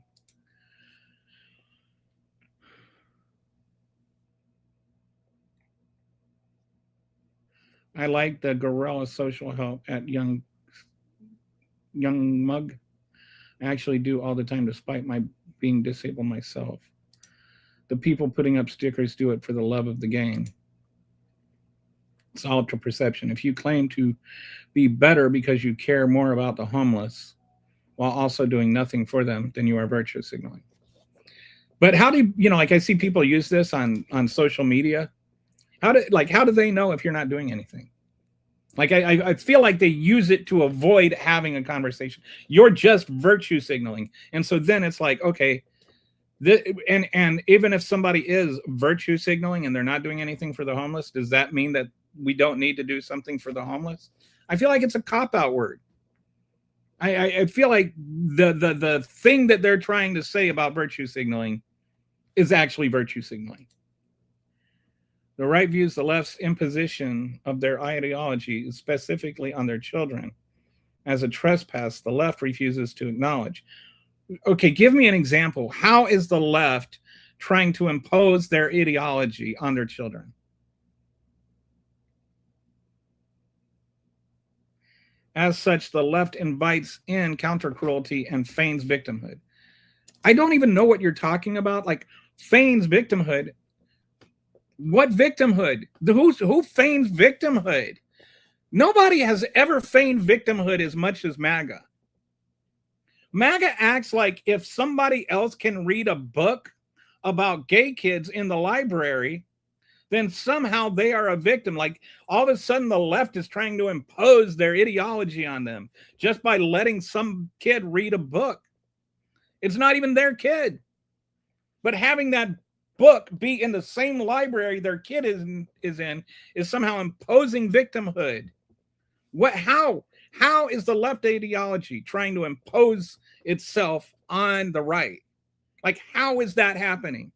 This is like a vague, abstract bucket of weirdness. That's what she said over and over, and she got clipped saying, "Don't come." Okay. Oh, she said asylum seekers don't come.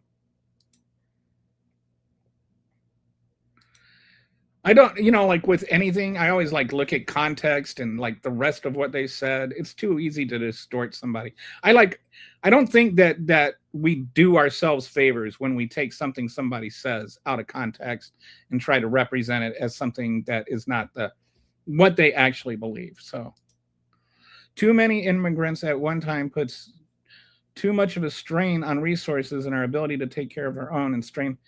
Okay, that's a nice hypothetical conversation. What too many is, whether or not it's putting a strain. There are several studies that show that right now we actually need those immigrants. We could actually use more. The mass deportations are actually going to damage the economy. And so when you say too many immigrants at what time, how many is too many? Where is your basis for saying that? Do you have actual real data to support that?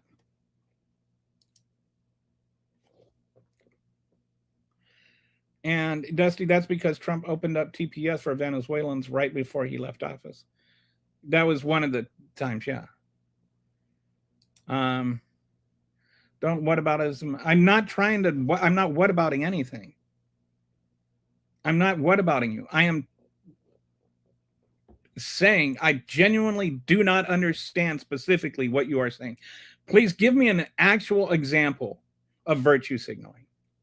Like, what is it? Tell me something, like, not with vague words. I do not understand. Because every time I hear Republicans talk about virtue signaling, they're just mad that, somebody said racism is bad. If somebody is like says homelessness is bad, and then they're homeless, what if they're homeless when they're saying it? Should they be doing something about it? Why does it have to be that if somebody has a position that you disagree with, they have to be the champion of that position in order for you to have a conversation? There was also a pandemic that wreaked havoc on economies across the world. Yes. Biden there were 2 instances of TPS. And the reason that matters is TPS, in order to, TPS only applies if you're already in the country when it was granted. And so there's 2 ways, it can be extended, and it can be reinstated, or not if it's extended, that means that people that were still here, that were there when it was initially set. So if it was set on October 8th, 2015, for instance, which is just a date that I just made up. But on that date, if you were here before that date, you have TPS. Doesn't matter whether you came over here legally or illegally or whatever.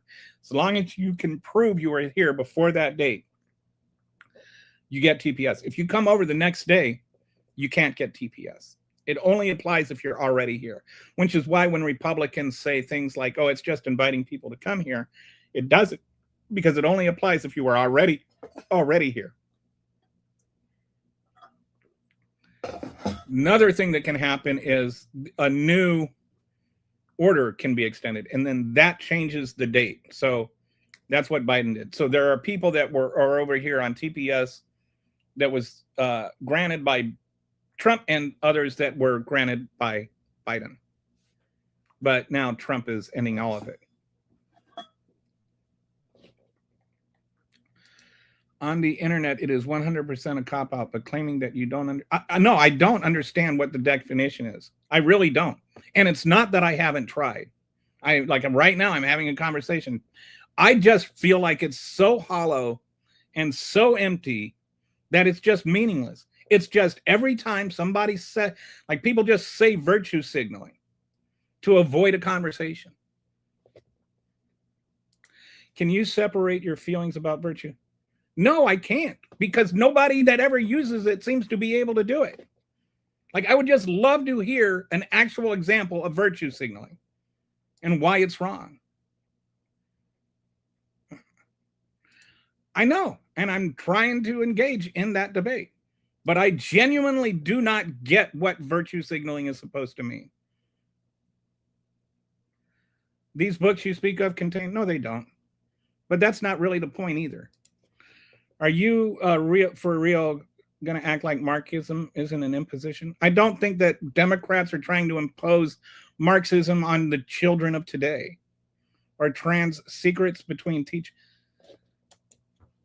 Nobody's trying to force your kid to be trans. I think that there are children who are trans who have parents who are abusive. And if they talk to their parents about that, they will be abused. I know children, I know people that happened to. Not every trans parent is understanding of the kid being trans. And so they need help. They talk to a teacher. If the teacher tells the parents, hey, your kid is trans, then that kid could be beaten. This is not imposing something on your kids. This is a kid being able to have a confidential conversation with his teacher without his parents abusing him. I don't see how saying that a kid should be able to be protected from his parent is virtue signaling. And it's like, what? I feel like this is such a weird conversation. I was like a teen back in the first Trump administration. That extra context you added is appreciated. I wasn't very plugged in then. Just read the username. That's a good one. It was a pandemic and other things. But the citizens are saying, what citizens? What citizens are saying we have too many? And if you want to change the law, change the law. And what citizens? What citizens are saying that? If the citizens want it, the citizens should vote people who change the immigration laws, and the immigration laws should be changed and signed. We have not changed the immigration laws. You don't just get to say, oh, we won this election. Like, there still needs to be change to the immigration laws. Right now, the Constitution has three branches of government, right? The legislative branch, the executive branch, and the judicial branch. The legislative branch writes the laws. The executive branch enforces the law, and the judicial branch reviews the law. Right now, there has been no update in the law. If you want them to update the law, call your congressman, call your senator, and say, change the immigration laws, or vote for people who are going to change them. But they have not been changed. Bro, you literally read my definition and then said, what about? Yeah, because Stephen Miller acts exactly like your definition. But you're sitting here talking about how it's like the left doing it. I don't think anybody ever accused Stephen Miller of being a leftist. The citizens don't have the full picture. There is also citizens saying, let them come in. Right now, the majority of citizens say that Trump is going too far, according to polling. Have to be a productive member of society. Keep being chill, Kelly and Kitty. Thanks for stopping by there, and productive member of society. So let those who want them. But that's not how the law works, CSS. That is not how the laws work. You don't get to just sit there and say, well, I want my tax dollars going to this and this and this. I don't want my tax dollars paying ICE to go out and murder American citizens, but here we are. TPS for natural disasters allows new people in, right? Genuine question. Only if the president, okay, if there's a natural disasters are one of the reasons that TPS can be granted. But there has to be a new national disaster, and it's a one-day thing. Like, let's say there was an earthquake in Haiti, which, and so a bunch of people from Haiti that are still there, which, came over, and then Trump granted a new date for TPS. Then everybody that's from Haiti as of that date would be allowed to stay. But there has to be a new date. There has to be a new declaration of TPS. The biggest spike of border crossings in a long time was in 2019 under Trump. What does that even mean, CSS? The money that was spent and given to immigrants in cities like New York, Chicago are now suffering and will be raising taxes on citizens because city is now looking at a budget crisis. So what? What does that have to do with anything? Again, you don't like the laws, vote for people that change the laws. You still have to change the laws. And as far as I can tell, the cities of Chicago and New York are not sitting there protesting asylum laws. Like they didn't vote for Trump. The way you talk about virtue signaling as a phrase is almost how agreeing with anything Trump does is considered MAGA. I can't even claim to be a Republican without being considered MAGA. I know lots of Republicans. Actually, I don't consider Trump a Republican. If you told me you're a Republican, if you told me you're MAGA, I would have a hard time believing you're a Republican. That's number one. But again, it's not like, just tell me what virtue signaling is. Just give me an example of virtue signaling. It just seems like a cop-out to avoid a conversation. Like, let's say, you accuse somebody of being virtue signaling about homelessness. Why not just talk about homelessness and how to recover, how to help homelessness? Like, have the conversation about the thing. What productive thing comes from just yelling about virtue signaling? This is what I'm saying. It's a deflection. It's a retreat from the actual conversation. Instead of talking about virtue signaling, talk about what DEI is and talk about how we have systemic racism and what we can do to recover from it. My issue with everything, and both the left and the right, and why I have this show, is I want to talk about the issues. I don't want to talk about the politics. Like, there is an actual issue here. The immigration is a real issue. Asylum is a real issue. Virtue signaling, just saying virtue signaling, whether you're if you're virtue signaling or whether you're yelling about virtue signaling, either way, you're distracting from the conversation. Talk about immigration reform. That's why I keep saying, somebody's saying, oh, there's too many citizens that have to pay for this and too many people are coming over. Okay. What do you do about that? How many is too many? What can you do? How can you reduce the number of asylum seekers? How do you control that without denying people the fundamental human right to seek asylum? Have actual conversations instead of just choosing a partisan side. Like, what we need is to really talk about things instead of just defending one side or the other. And it's like MAGA does it, the left does it, but the MAGA seems to think only the left does it.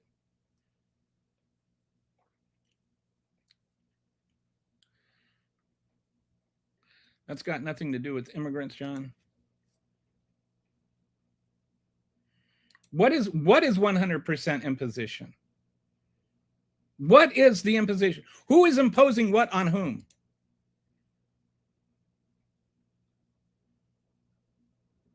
Everyone who says, but that's not people, because, okay, first of all, closing the border just means ending asylum. Again, that's the only difference between Biden and Trump when it comes to asylum policy, is Biden actually followed the laws for asylum. Trump is not following the laws according to asylum. So closing the border is actually just really, really horrible rhetoric. The border was never open. There was just asylum claims were honored. And the law was followed according to the actual law that was written. Change the law. I think Stephen Colbert posted online the full interview that, yes, he did. I haven't seen it yet. Anyone who tells you the poor are the reason for the government not doing anything is lying to you. The left causes cruelty to immigrants by busing and flying. So what about when Greg Abbott does it? What about when Ron DeSantis does it? These are engaged. No, that's not virtue signaling. How is that virtue signaling? This is what I mean. I'm trying to have a conversation. You're yelling about virtue signaling. Have a conversation. YouTuber chat isn't interested in law. They are interested in enacting revenge on others for their ignorance and poor choices. Picking and choosing the rights of non-citizens over citizens. Nobody's picking and choosing the rights of, what does that even mean? How is it like a contest? It's not like you're losing your rights because I say, oh, you can't, like I can just see, like in 1946 Germany or 1944 Germany, would you have been like the Jews if we allowed them over, be talking about how it was costing you your rights? What rights are you losing? In the ways the current laws are there is systemic racism has nothing to do with the way laws are written. It's the way that the society exists. Like demographically, there is evidence of systemic racism.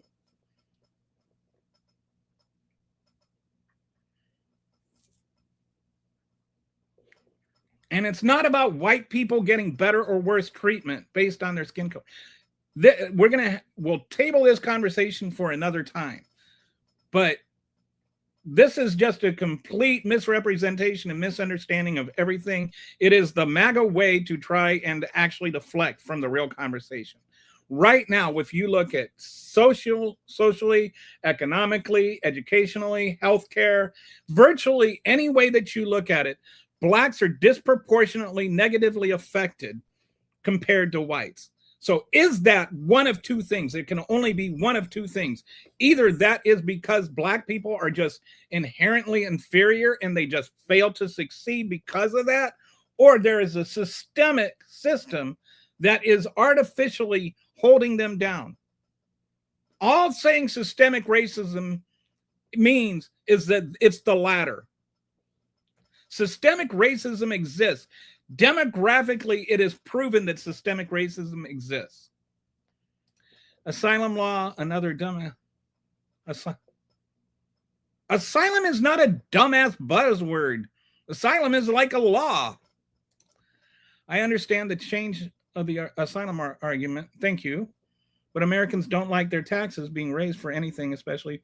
We haven't raised their taxes because of immigrants. And again, this is like, I don't see people on the left sitting there going, we need to, most people, like right now, you look at the polls and it's like, Biden is or Trump is underwater on immigration right now. People are fine getting rid of illegal immigrants, especially the violent ones. People are not okay with locking up asylum children and torturing them so that their parents will, recant their asylum claim. You're okay with your tax dollars torturing children. I'm not okay with that.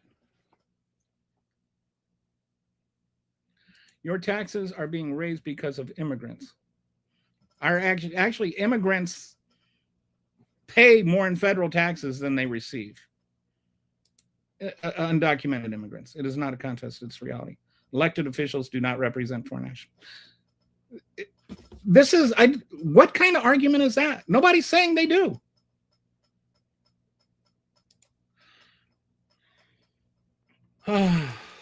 Whenever, all right.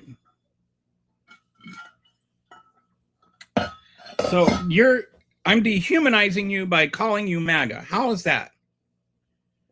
And it's a monolithic point of view. You're sitting there saying that it's okay if other people have to die because you don't like what they're saying. I don't even understand. I call you MAGA because you call yourselves MAGA. That's not dehumanizing. I actually, if you watch my show with any kind of frequency, when people use the word maggots, I specifically say, please don't use that word on my show, because I don't want anybody being dehumanized, whether I agree with them or not. I won't use the word maggots.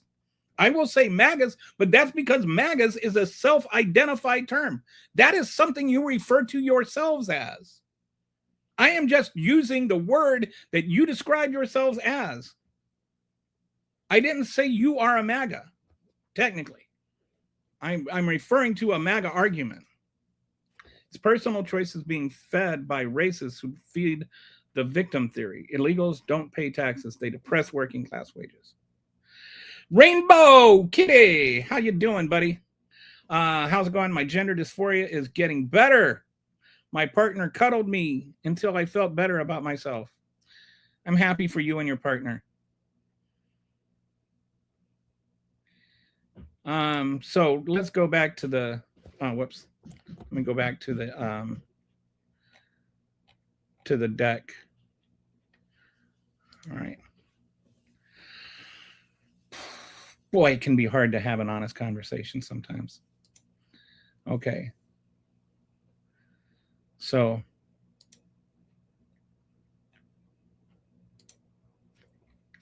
they did it the right way. This is what I'm like. You hear people say, well, if they want to come over here, why don't they do it the right way?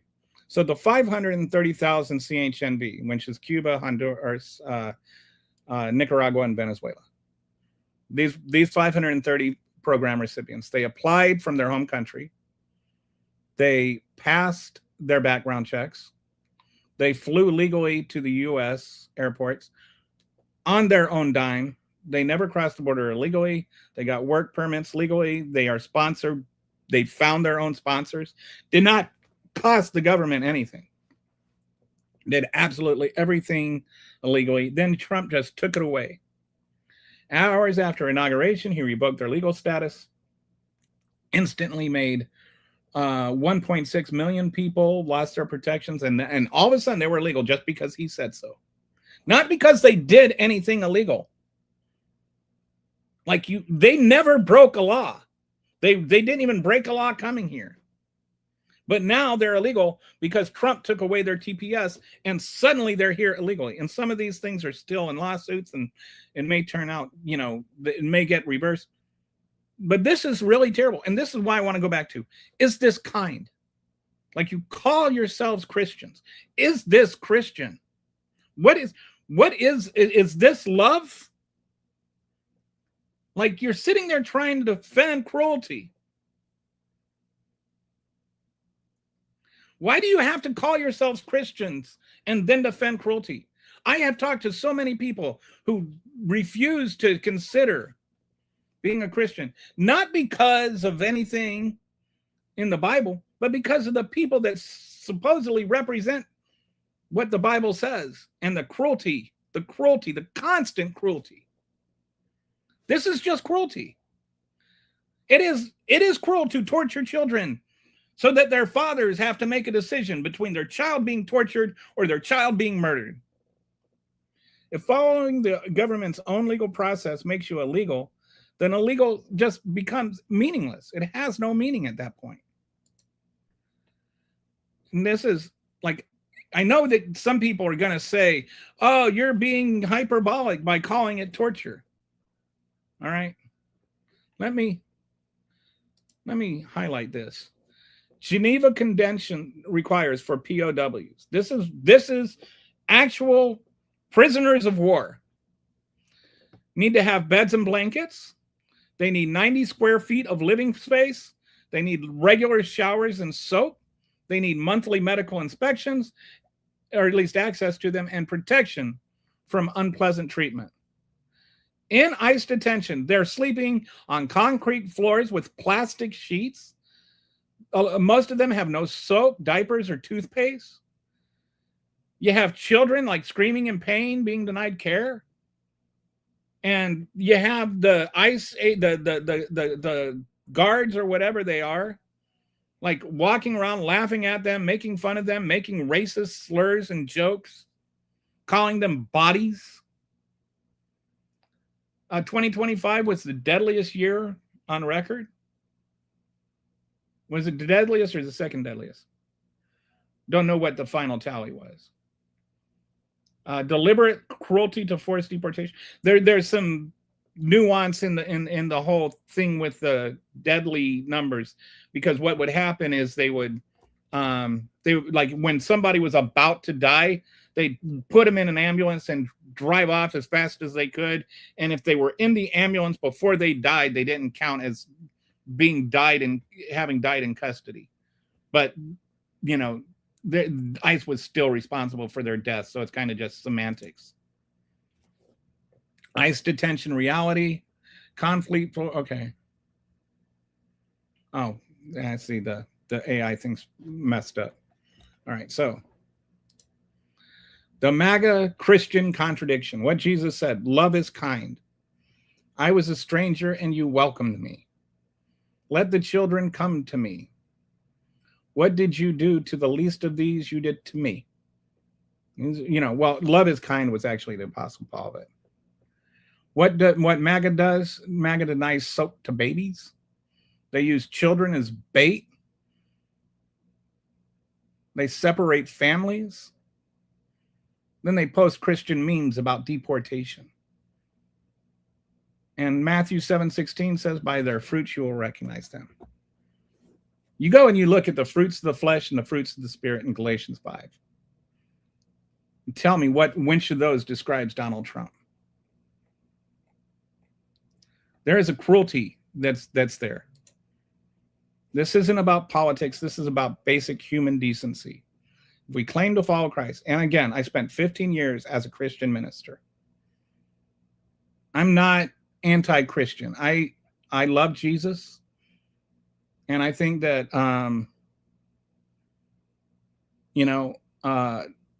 he has saved my life in many ways, on many occasions. But I see nothing of him to do with this whole MAGA America First movement. There's nothing in the Bible that says America should be first, or any nation should be first for that matter, not even Israel.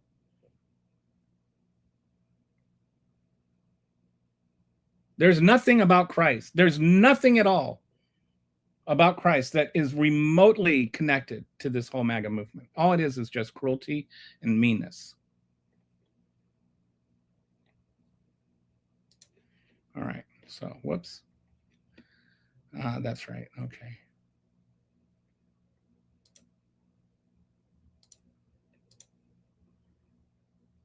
All right. There we go. All right. So that is the last of the last slideshow. So I'll just start going through the comments now, and we'll see how long we go.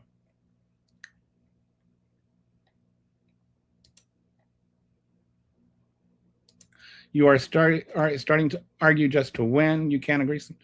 What am I supposed to agree with, and what am I supposed to be arguing just to lose? Like, why aren't you arguing just to win? Why can't you agree sometimes? I am telling you what I think. My thoughts have, like, if you tell me something I did that was wrong, I will admit that I was wrong. But I'm not just going to capitulate just because you would disagree with me. You just placed me in a category because I don't agree with the entire left. You just placed me. Where did I say that you are in a category because you don't agree with the entire left point of view? That never happened. What taxes? There were some, especially in New York City, they had a deal where asylum seekers had to be housed. And so they were like filling up all these hotels and stuff. But that was a New York City law. And they were getting all these asylum seekers in New York City because the Greg Abbott and Ron DeSantis were busing up truckloads of people there. Literally trillions of dollars the past 30 years.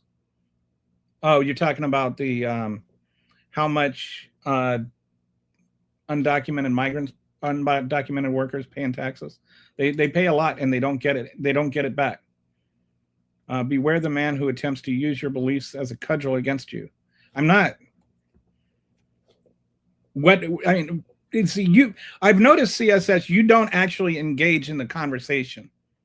You talk around the conversation. Does the Bible say love is kind or not? Is torturing children kind or not? Deporting people who only know what it's like to live in America. Yeah, one of the things, like the DACA, like if it's like people are like, well, they shouldn't have come over here illegally in the first place, and it's like a 3-year-old child, you know, their dad is like, we're going to America, but daddy, that's illegal. No, we're going to America. Beatrice stamps her feet. I cannot tolerate this, Father. I must insist that we remain here. It is illegal. I refuse to break the law. Like, what are they supposed to do? Like the kids, what are they supposed to do? Are you saying the United States needs to be overseen by you? Did I say that? Did I say that the United States needed to be overseen by the UN? Because if I didn't say that, then I think that answers the question, right? I am not saying that. I don't know what that has to. The laws have not changed between Joe Biden and Donald Trump. The only thing that's changed is under Joe Biden. I know this is going to be hard for some of you Trump supporters to like wrap your head around. Joe Biden actually followed the law when it came to immigration. Donald Trump is not following the law when it comes to immigration. That is the difference. Donald Trump is not enforcing the laws when it comes to asylum claims. He is breaking the laws when it comes to asylum claims. There are actual laws which have actually been written and passed by Congress. And you can go and you can read those laws and you can see that Donald Trump is not obeying them.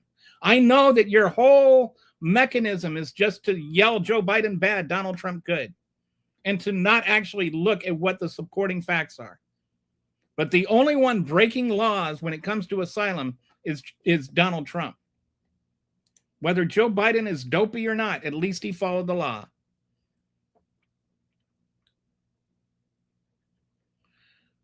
Talking improperly leads to this silence. Your vote called for this. Now enjoy a taste of it in the chat. God, I miss the good old days when Disney taught us that you would love and respect everyone, no matter who they are or what they do, what they like. A lot of people could learn so much from High School Musical.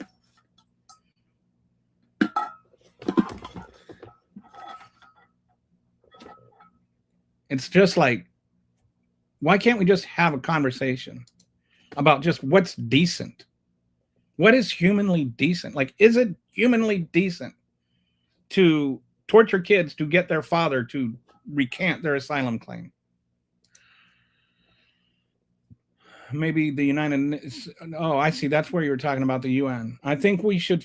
I just think we shouldn't be holding children in detention centers that don't meet the standard of a prisoner of war camp. Like, if they were really, like, think about it. If they were really, actually, authentically invaders, as Donald Trump said, our treatment of those children would be a war crime. So it's forcing legal citizens to endure the results of mass immigration when those who vote for it never see the results in their own day to the IE. This is just blather. You're not saying anything. I mean, this is just empty rhetoric.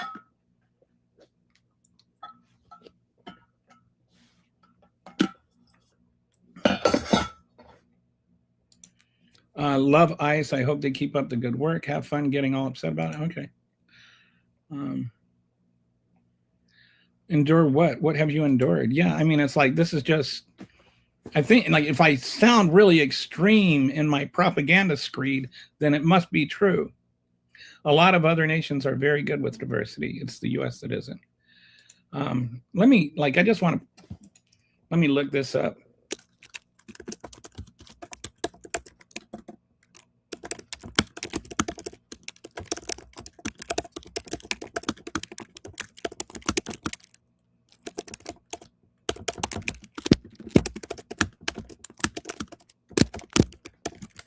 Just like, which countries have the highest percentage of asylees and refugees, and where the U.S. fits in this. Because I would like to address this this notion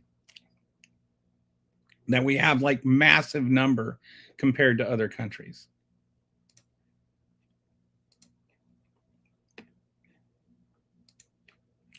And the answer is pretty striking. Great question. So I asked, which countries have the highest percentage of asylees and refugees? Where does the U.S. fit? Great question. And the answer is pretty striking. It dramatically reframes the America as overwhelmed negative. The biggest refugee hosting countries are Turkey, 3.1 to 3.3 million, Iran, 3.8 million, and Germany, 3 million. As of mid-2024, Iran was the largest refugee hosting nation in the world with nearly 3.8 million refugees, and Turkey was second with more than 3.1 million. But per capita is where the picture gets really stark. Lebanon has the highest number of refugees per capita in the world, with 1 refugee for every 4 nationals, roughly 1.5 million Syrian refugees in a country with only 5.9 million people. Jordan hosts the second highest number of refugees per capita, with more than 2 million registered. Palestinian refugees and over 760,000 individuals of other nationalities. When Palestinian refugees under UNRWA's mandate are included, refugees make up 1 in every 3 people in Jordan. The broader pattern is perhaps the most important context. Low and middle income countries host 71% of the world's refugees, and the least developed countries provide asylum to 25% of the total. The wealthiest countries just 24% of the world's refugees. The vast majority of people fleeing conflict end up in the nearest neighboring country, often one that is itself quite poor. The US has roughly 2 to 3 million people with pending asylum claims, as we discussed. In a country of 340 million, that's less than 1% of the population. Compare that to Lebanon, 25%, Jordan at 12 to 33%, depending on how you count, or Turkey at even 4%. Even Germany, with its large refugee population and similar overall population, hosts a significantly higher share per capita than the United States. The USA is a large country with significant administrative backlogs, but by any per capita measure, it is far from the top of the list, even among wealthy nations. So when you're talking about, this rhetoric about, oh, well, we're overwhelmed. Overwhelmed by what? And actually, the most economists will tell you we benefit They contribute more to the economy and more to our taxes than they take.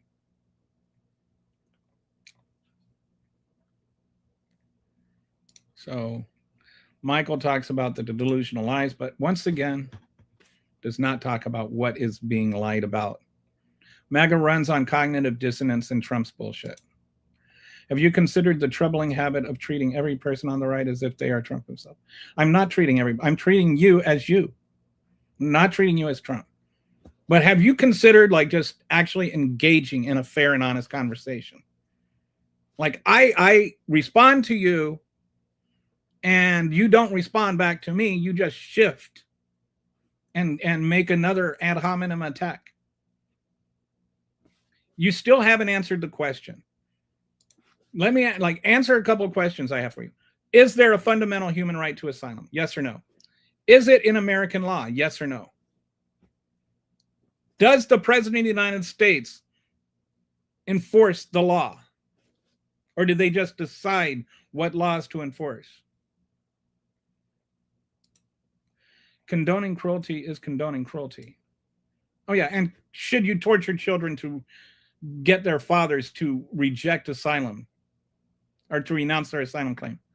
It's all cruel. See, it's not all useful or insightful or factual. And I'm not MAGA. I can see people see value in it. I'm not saying you're MAGA. I'm asking you questions. And it's all cruelty and meanness. No, it's not all cruelty and meanness. Torturing children to get their fathers to renounce their asylum claim is mean. And it's cruel. Yes or no? I'm not wrong. And I'm not saying whataboutisms. You won't answer questions. He doesn't practice what he preaches, that's for sure. Brett's talking about CSS here. It took years to complete immigration process. Trump is deporting people legally in the middle of the process, not criminals. Trump is deporting people. Do you mean illegally? Yeah, he's deporting people illegally, and he's canceling immigration proceedings where they already went through all the thing. He's trying to revoke citizenship status for people. I mean, people that came over here the right way, did everything the right way, actually became citizens. Now he's trying to take away their citizenship status. I mean, like, at what point can people like CSS say Trump did something wrong or that it is wrong? Can you just admit that it is immoral to torture children? I'm not getting angry and shouting. And you're not engaging in a fair debate. You have not yet cited a single actual thing. You're just trolling. Trump wipes his butt with your Constitution. He does. Oh, there was no open border. That's just empty rhetoric. Following asylum law is an actual law. Following that is not open borders. There was this thing that was there the entire time Joe Biden was president that was called the Border Patrol. Did he cancel the Border Patrol? Did he send them all home? Could you cross the border anywhere you wanted without anybody stopping you? Why did we have so many encounters, record encounters, if there was nobody encountering them? Open borders didn't exist. Exactly. Open borders certainly never existed. It's just one of the things that I really wish is in 2016, the first time Joe Biden or that Donald Trump started yelling about open borders, I wish the media had called that out and just said, there's no such thing as open borders. Now everybody's like open borders, open borders, open borders, as though that's a real thing. There were never any open borders. The open borders is just wrong. We've always had, at least, in the last Trump era, had border patrol there. There's never been open borders. Nobody can ever describe what open borders means without lying. Fraud, billions and billions payments for votes. I don't know what that means. What kind of dummy still believes a pathologically lying pedo con man with Alzheimer's? Exactly. You overlooked my comment about you claiming I was white. I didn't say you were white because I never made that. I never said that. Then you say, I'll own up to it if you tell me I'm wrong. I never said you were white. You remember you told me you were black? I never said you were white. Where did I say you were white? I didn't say you were white. How do you claim to know what other people feel and think? That's a strictly leftist miss. Okay, but you're telling me what other people feel and think. I'm responding to things you said. I am inferring from your arguments that the things you are saying are the things that you think. Epstein interview, he says Democrats like to import by votes using minorities, then laughs. Guaranteed they'll have seen it. What are kids I mean, I don't even know what that is supposed to mean. What are kids doing in these camps? You mean like, why are they in these camps? They shouldn't be. They're in detention centers. They're not camps. They're detention centers. And apparently they're, being neglected. They're not being given food. They're not being given water. They're dying. They're being tortured. Watch Gumball lectures on immigrants. What is that, a YouTube channel or something? Young man, pound your fist on the counter and demand to speak to a manager. It's your world. We're just living in it.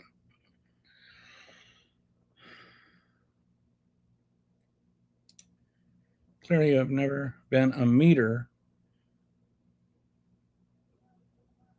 for a war crime. Peak civilian energy. You have been?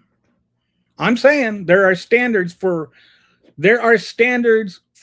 war prisons or for prisoners of war. We are not the current conditions that are in these detention centers would not qualify for prisoners of war. Now you can sit there and talk about peak civilian energy. I was in the military. We never tortured people. And if you're like okay with torturing children and you think that just insults and hollow statements make it okay, then fine. That's you.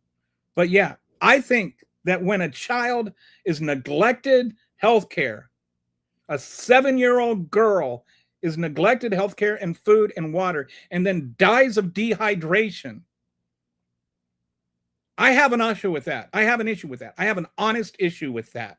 And if that to you is virtue signaling, then whatever. But I still have a problem with it. And I really, really don't understand how anybody could not have a problem with that. CSS, the right constantly tries to tell trans what they feel and think all the time. Yes. I mean, the idea that the left is trying to tell the right what they feel and think.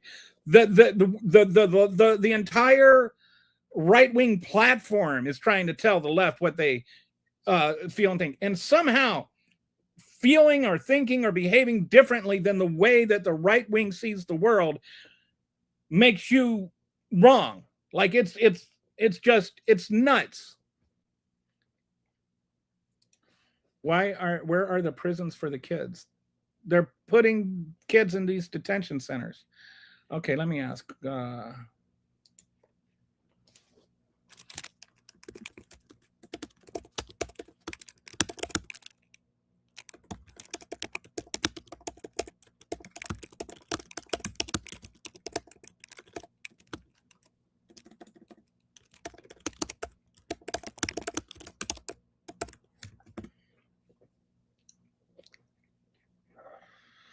So I just asked, what percent are children? Okay. I asked, what percentage of the immigrants currently being held in detention centers are children?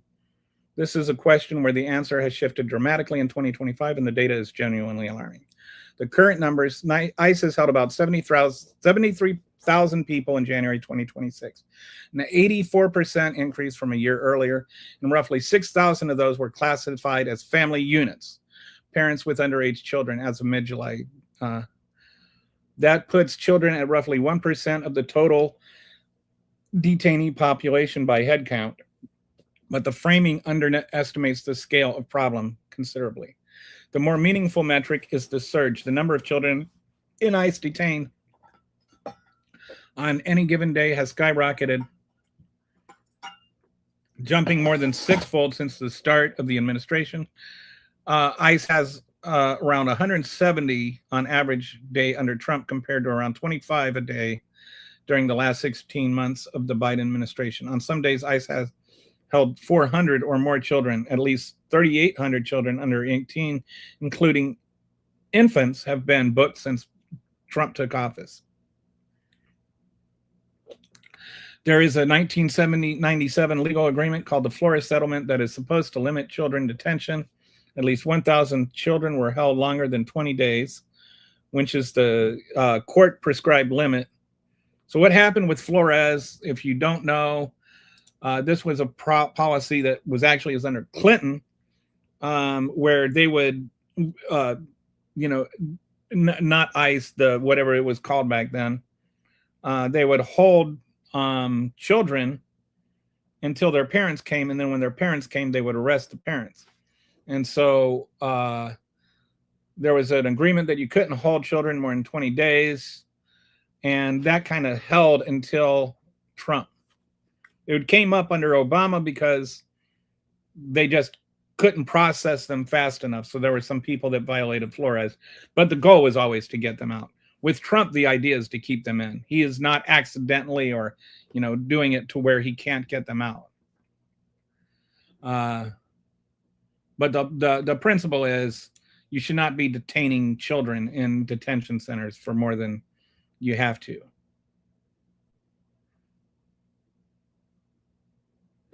Okay. Okay. So so the parents in the court filings have described difficulty getting water for infant formula, food contaminated with mold and worms, and children with no toys resorting to playing with rocks. Congress passed a budget bill in July 2025, giving an unprecedented $45 billion for building new immigration detention centers, including family detention facilities, at a time when there is increasing concern about detention conditions for undocumented children. It is worth noting that the percentage of children relative to total detainees is low because ICE's overall detained population is enormous, but the absolute numbers of children in detention and how long they're being held represent a significant policy shift from the Biden era, where family detention has been largely discontinued. I don't understand why you need to detain children. These the parents of these children, the ones that are trying to get asylum, they're not trying to run. They ran here. They're not going to run away. There's no need to detain them. I do not understand why they would be detained. Somebody talks about the cost. The cost of detaining them is like 100 times as much as just putting them on giving them an ankle bracelet. Why not just give them an ankle bracelet if you're worried about them leaving?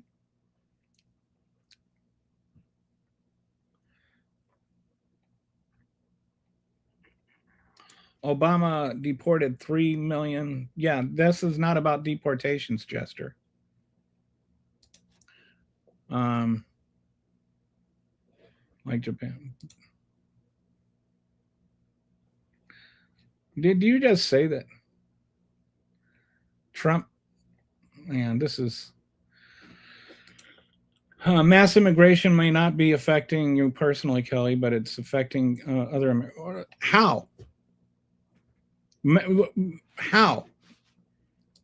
There's actually a net positive impact, and it's like mass immigration. What does that even mean? First of all, we're not talking about undocumented immigrants here. We're talking about asylum seekers.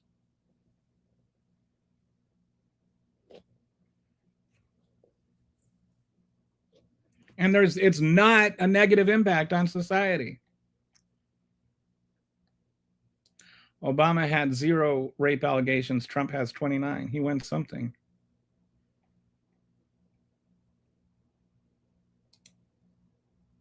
Why did it not affect your life until you were told to in 2024? The U.S. isn't good with having things forced. Nobody's forcing anything on you. What about things being forced on us?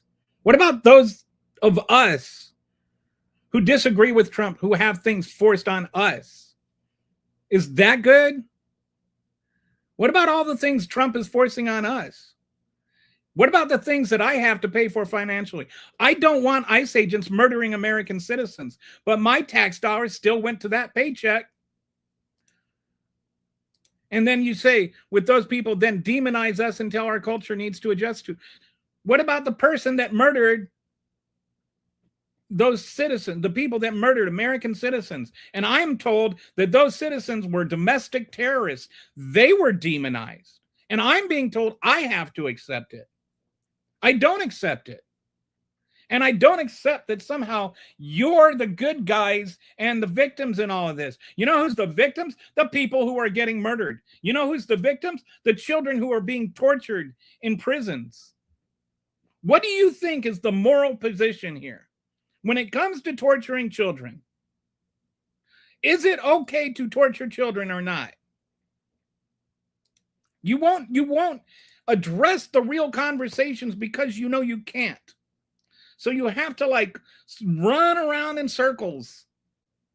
At least 6 provinces in Canada are we're down. We're not done to go down.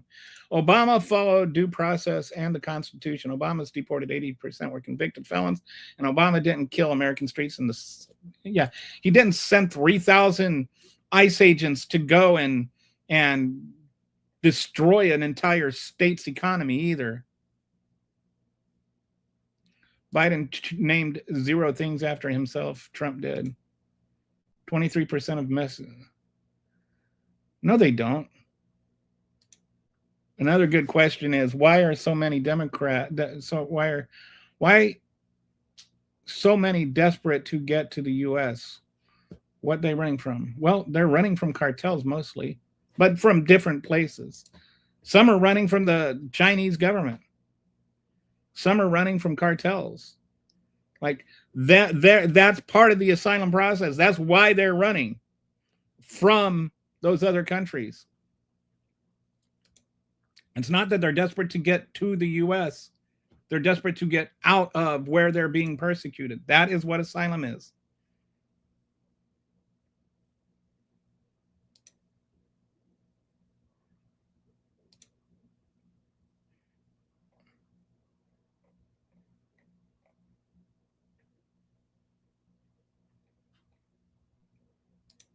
%93 of MAGA statistics are pulled out of Trump's butt half the time. Donald Trump saved us 2,000%. He lowered the price of drugs 2,000%. 2,000%. Now you can get paid to take your medical marijuana.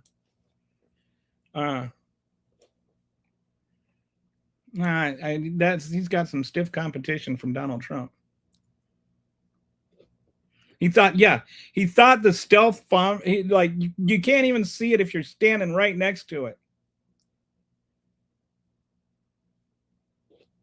Magnets stop working if they get wet. The airports in the Revolutionary War, that the first thing they did is they went and they took out the airports. But yeah, he's a genius. With people who don't pay taxes and they send their money back home. What about it? They do pay taxes. This is all already been addressed on other shows, but yeah, they pay taxes. Some of them send money back home. That doesn't mean that they don't still help the economy. A lot of them have either they have their own kind of social security number, or they have fake social security numbers and they pay money into federal taxes. We actually know exactly how much money they have paid. They are never going to see that money again, but they also pay state taxes. If they rent a home, then the property taxes get passed on to them through rent, and they pay that. if they buy food, they don't, there's not like I'm an illegal immigrant, I don't have to pay the sales tax on that. The idea that they don't pay taxes is one born purely out of ignorance. Stop spewing ignorant talking points.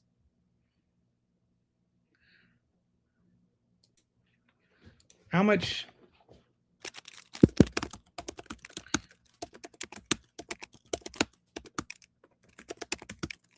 And once again, I also want to point out, we are not talking about illegal immigrants here. We're talking about asylum seekers.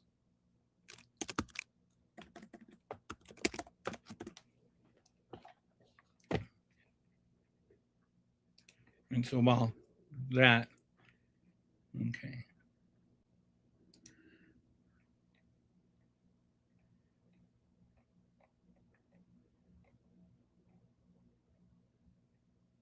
Nope, Trump is. Okay, yeah. Oh, the most ignorant person. With people who don't pay taxes. Okay, there we are. All right, so let me put this back up. Okay, the numbers are substantial. I asked how much in total taxes do illegal immigrants pay? The numbers here are substantial and come with some genuinely striking context. The total undocumented immigrants pay $96.7 billion in U.S. taxes in 2022, including $59.4 billion in payments to the federal government and $337.3 billion in payments to states and localities. Given that the undocumented population, including 10.9 million people in 22, this works roughly to 8,889 per person. The American Immigration Council's more recent figures put the number at 89.8 billion in total taxes in 2023, including 33.9 billion in state and local taxes and 55.8 billion in federal taxes. So let's just put that baby to rest. They do pay taxes. And whether they send money back home, that's a whole other thing. They also spend money, and sending money back home doesn't really change. It's not that significant. Ad hominem is what you deserve. That hairline is what you deserve. Hey, for a guy that's almost 60, I feel like my hair is doing pretty good. I work in construction. Oh, wow. You must know everything. Osama Obama. Why do you call him Osama Obama? What does that mean? Deported 3,000 illegal aliens and Trump was due. So, I mean, that we're not talking about deporting illegal aliens. We're talking about torturing asylum seekers. How many people seeking asylum did Obama torture? How many children did he torture for seeking asylum? 97% of legal Mexican immigrants support deportation. We're not talking about whether or not. Look, people, we're all okay with deporting people that are here illegally.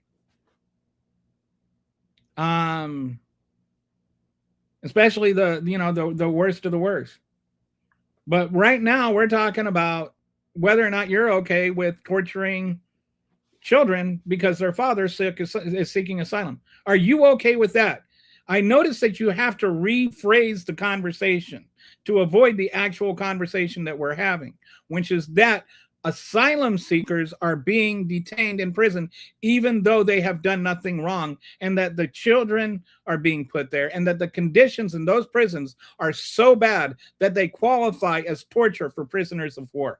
Are you okay with that? Obama didn't do that. Joe Biden didn't do that. Nobody else has done that. Donald Trump is the only one who is doing that. Please keep up.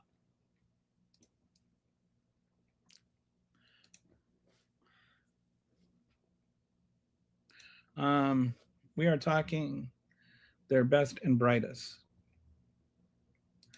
Someone answer, how many did Obama deport? Why is that relevant?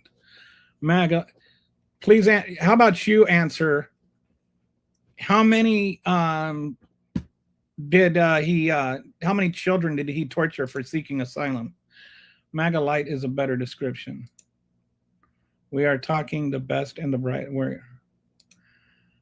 Ad hominem, asylum is a fundamental human right under Article 14 of the universe. No, but what about, as I cited for you the actual American law too. Do you want me to show that to you again? I can do that. This is why I went through the trouble. I know you were here. Shoot.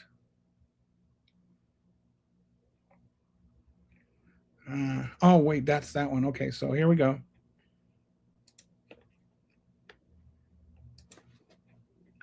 Let's go back here. The actual law, USC Law 8, U.S. Law 8, USC Section 1158A1. Any alien who is physically present in the United States may apply for asylum, regardless of such alien status. That is an American law. There's also an international law, which I also included. Oh, whoops. Forgot to share the screen. We'll do it again. Right there, U.S. Law 8. That one, the top one. That is U.S. Law 8, USC 1158A1. Any alien who is physically present in the United States may apply for asylum, regardless of such alien status. And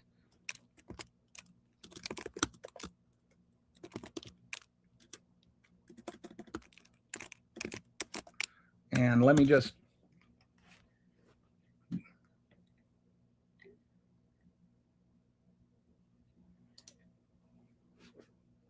in case you want it, just in case you care, here is the entire law, a link to the entire law in the comments section. Let's not pretend that there is no law in the United States about asylum just because there is also an international law.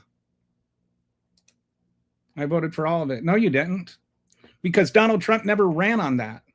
Donald Trump never said he was going to. Where is his campaign promise to torture children? I never saw one. I don't think you did either. I don't see the campaign commercials.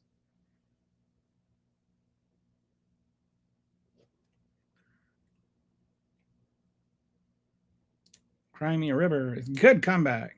How many citizens did Obama kill in the streets? None. Oh, yeah, but Donald Trump is up to 2. There was one he killed in his own house, but that was in a different country. Oh, yeah. Good answer. Good answer, Glenn. We are talking about their best and brightest. MAGA is not a political ideology. It is a cult of personality. I don't believe any children are being tortured as a matter of policy, but they are. Whether you believe it or not is immaterial. There is a child who died in ICE custody because ICE refused to give her water. A 7-year-old child died in custody because she was deprived basic necessities and healthcare. Whether you believe that or not is totally irrelevant. It happened. Just saying you don't believe it doesn't bring her back to life, doesn't make it go away.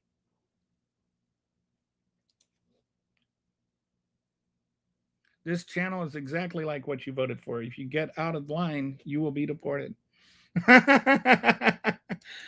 Either was CSS Christy Gnome doesn't care. Christy Gnome. She's quite a work. I have a 200-letter count limit and can't explain everything in one comment. Of course, I'm going to say stuff to get you hyped. Okay, but you're not saying anything constructive. Like, you're not trying to actually make a coherent argument that means anything. How many children did Biden and Kamala lose track of? That's a totally misleading thing. And by the way, that study that you're citing, the 300,000 or whatever it was, that's not them losing track of it's started, I think it was from 2019 to 2023. So like half of them were under Trump anyway.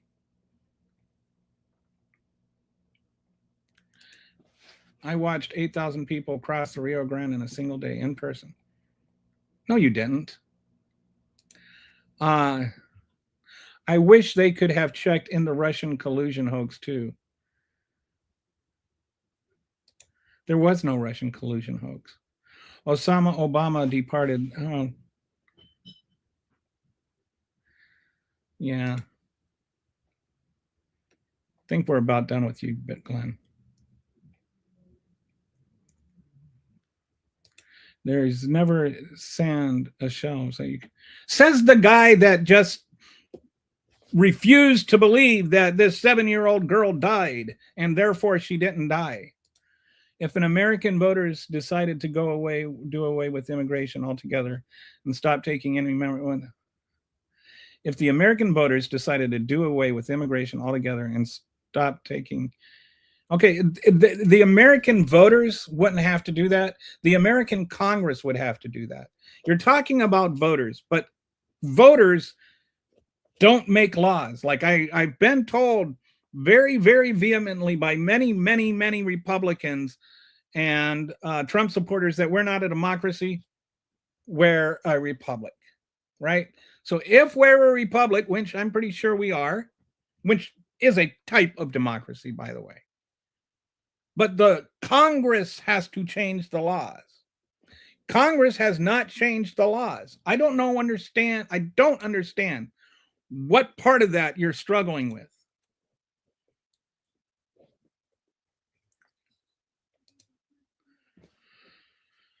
No, but border laws were enforced.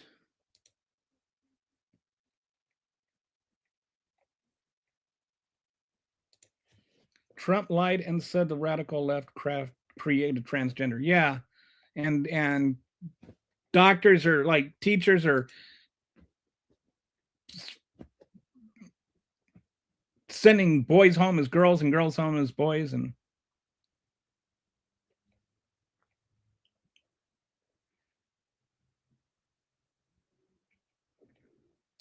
actually, you said you were black. You are going to say that I have to follow the rules or get deported from the channel. Yeah. Open borders means border laws are not enforced. Border laws were being enforced. The one that's not enforcing asylum laws is Donald Trump.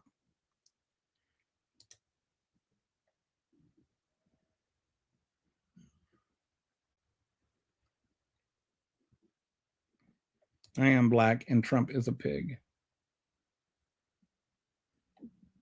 Asylum is a law. Like I am black and Trump is a pig. Except it was enforced, Cosman. Yes. Asylum is a law. I don't understand why we even have to have conversations. It's like up is up. And it's like if Donald Trump told the world that circles have right angles, then I would spend the next 3 days debating with MAGAs that circles don't have right angles. I remember one time when Donald Trump pronounced the word Thailand. He was saying Thailand, he pronounced the word Thailand. And I made a joke about that on Twitter, and good old Dinesh D'Souza or whatever, he was gonna drag me, and he quoted and he said, actually, in most of the world, it's pronounced Thailand. It's the only in England or in America that we call it Thailand. The British pronunciation is Thailand, and it's just total nonsense. I was like, dude, I've been to 34 countries, including England, and nobody has ever pronounced it Thailand before. You're just wrong. And I dragged him back. I ratioed him on his own stupid Twitter account.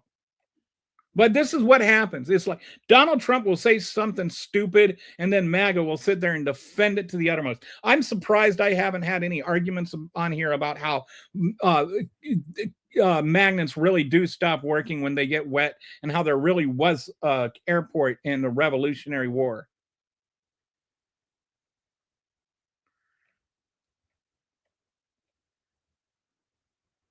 Trump killed fishermen who are surrendering. And, I think there's a good chance that at least some of those boats were fishing boats. And I don't care if they were fishing boats or drug boats. Either way, it was murder. You can't just go blowing up boats because you think there's drugs on them. Like, if they were drug boats, it was still murder.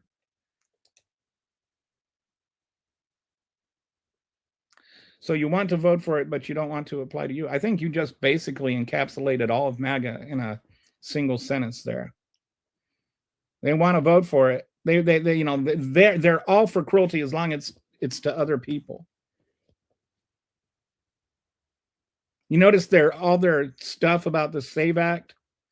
It's always they, them, you know, or not in the pronoun sense, but they're always talking about, well, if they can't do it, if then they shouldn't, as though only Democrats are going to be affected by it. One thing that let me see if I can. Here's something that I think is interesting. Probably the group of people that is going to be affected the most.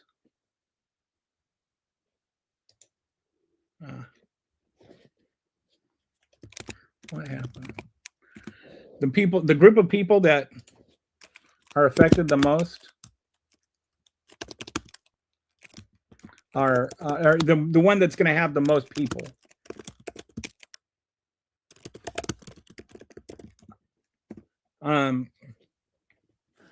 Are just based on sheer number is married women. And nobody's saying that they're too stupid to know how to do it. But married women that do not have their registration updated are going to have to go through the trouble to update it, and not every single one of them will. And some of the ones that won't will do so either because it's too much trouble. There might be some that, it's just not possible.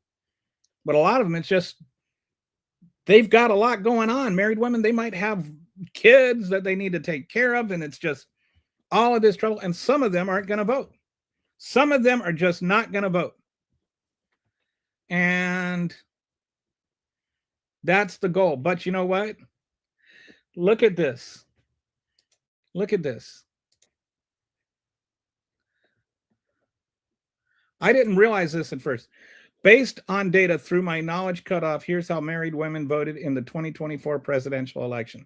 Married women broke significantly for Trump, which was a notable shift and a key factor in his victory. Exit poll data showed it. Married women favored Trump by roughly 57 to 42% over Harris, a margin that surprised many analysts. This continued and extended a longer trend of married women leaning Republican, but the voter margin was wider than 2020. The gap between married and unmarried women was stark. Unmarried women, single, divorced, or widowed, went heavily for Harris, often cited around 68 to 32%. So this is, to me, very ironic, right? They're sitting there talking about the women, and they're just too stupid or whatever. Like, that's what they act like we're saying that, and that like the married women we're just looking for Democrats. I think that making anybody have to jump through extra hurdles to vote is wrong, including Republicans. But I think that what they're missing the boat here on is that the SAVE Act is actually going to have a greater impact on Republicans than Democrats. Like, over half the people that this affects are going to be Republicans. Married women voted big time for Trump. But nobody talks about that. Anyway, I think that's really interesting. So, and they're going to be, it's not like there's going to be but I'm a Republican. I voted for Trump. This law shouldn't apply to me. Yeah, I remember all that nonsense. Nothing there of anything that matters to anything. Do you gullible Trumpanzee bootlickers at least get yourself something nice with your dog's Doge and tariff ritual checks? Or residual check, refund check. I am not gaslighting. TDS is real. The irony. Back-to-back comments. Gaslighting much. TDS is real. Don't know how to tell you this, T-Bone, but TDS is not real, and saying it is gaslighting. The catchphrase virtue signaling is being overused in the last 24 hours like ad hominem. Everybody's saying it.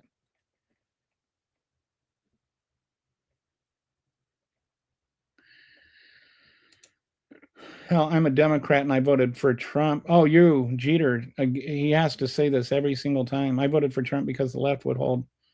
Okay.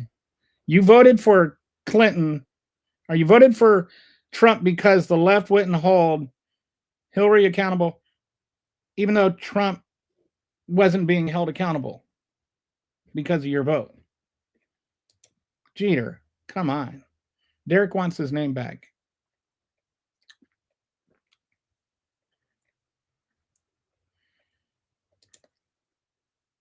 I don't know exactly what Hillary was supposed to be held accountable for, by the way. Son of Cole of the Ritz-Carlton of New York City. I don't know what all that's about. I don't keep up on all the weird MAGA conspiracy nonsense. So Zero Dark 30 pushed false narratives based on true events and first banned accounts. Then why did Osama put... I have no idea what that's even supposed to mean or how it's... What does that have to do with asylum? They'll come for you eventually. Biden wasn't a pedo, but Trump is a rapist, even without the Epstein files. The whole thing about the Epstein files that I really wish would become the actual topic is the victims deserve justice.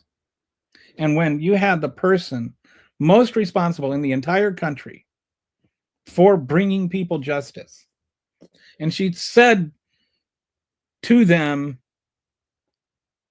just call the DOJ, here's this number, call, and, we will talk to you. And then they have them stand and raise their hands if they had already done that and not gotten a response. And she could not even turn around and acknowledge that.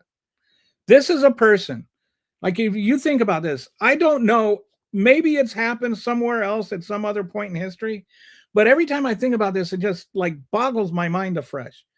How many times has there been a law passed that only one person can follow? The only person in the entire world who could follow or not follow that law was Pam Bondi, and she did not follow that law. And she's in charge of enforcing the law.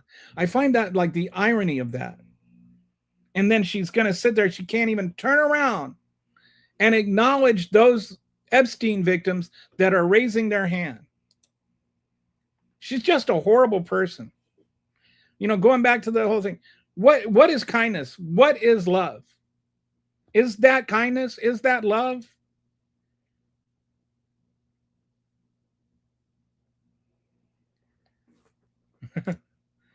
The data is genuinely alarming. You're incapable of distinguishing when you're biased.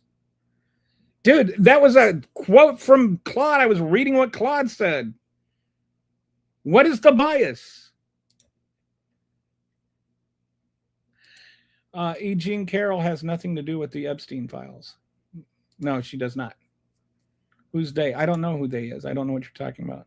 Ask Google about how many children were separated from the parents when Obama was in office.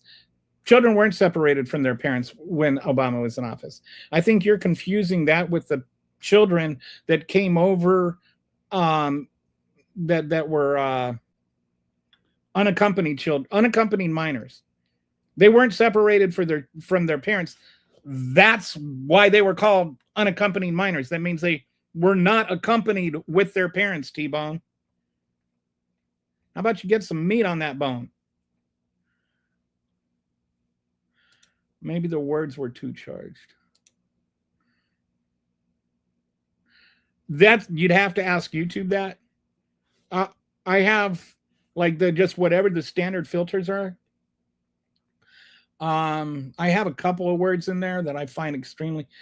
I don't like the word illegals. I don't like dehumanizing language. I don't like it for when Democrats do it. I don't like. That's why I don't like people calling Republicans maggots. Dehumanizing language I hate. And so I have a filter in there for illegals. I don't like people being called illegals. If you call somebody illegals, your name, your comment will be automatically filtered out. T-Bone, they can't. That's like the only word I have specifically like that.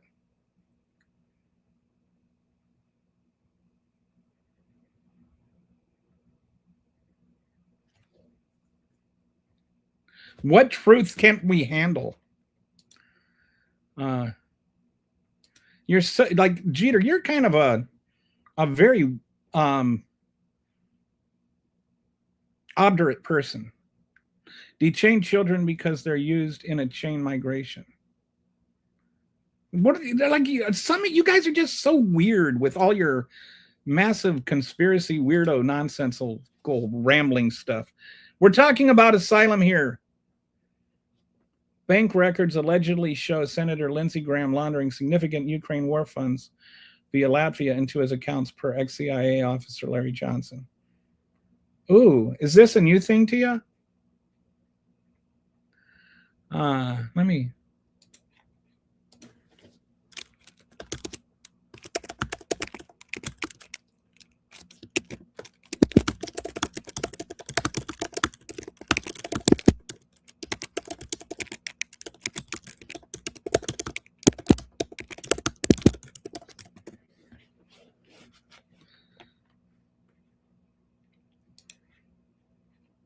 I'm looking that up. Never mind, I read the comment. I see why. Oh, it was withheld because it should have been. Son of, you are hurting their feelings by saying things. Yeah, they're one of these like little jerk circles that they like to have. Trump is a Democrat. That's where he got all his ideas from there. No, he's not. Okay. There's no feelings. It was systemic. Anyone tell me how many Clinton or Obama? Okay, we're talking about asylum, not illegal immigration. Stop crying about your comments being auto-removed. Your vote demanded this. Now enjoy a taste of it in the chat. Legally filling asylum seekers represents... Yeah, we're talking about people that are requesting asylum. That's all we're talking about here. We're talking about right now the 40 to 50% of the people being detained in these detention centers are asylum seekers. We are talking about asylum seekers. Don't move the goalposts and then tell me that I need to move the goalposts. You move the goalposts. I don't care what your statistic about percentage of asylum seekers is. We're talking about the topic is asylum seekers. Got awfully quiet when I mentioned Obama. All right.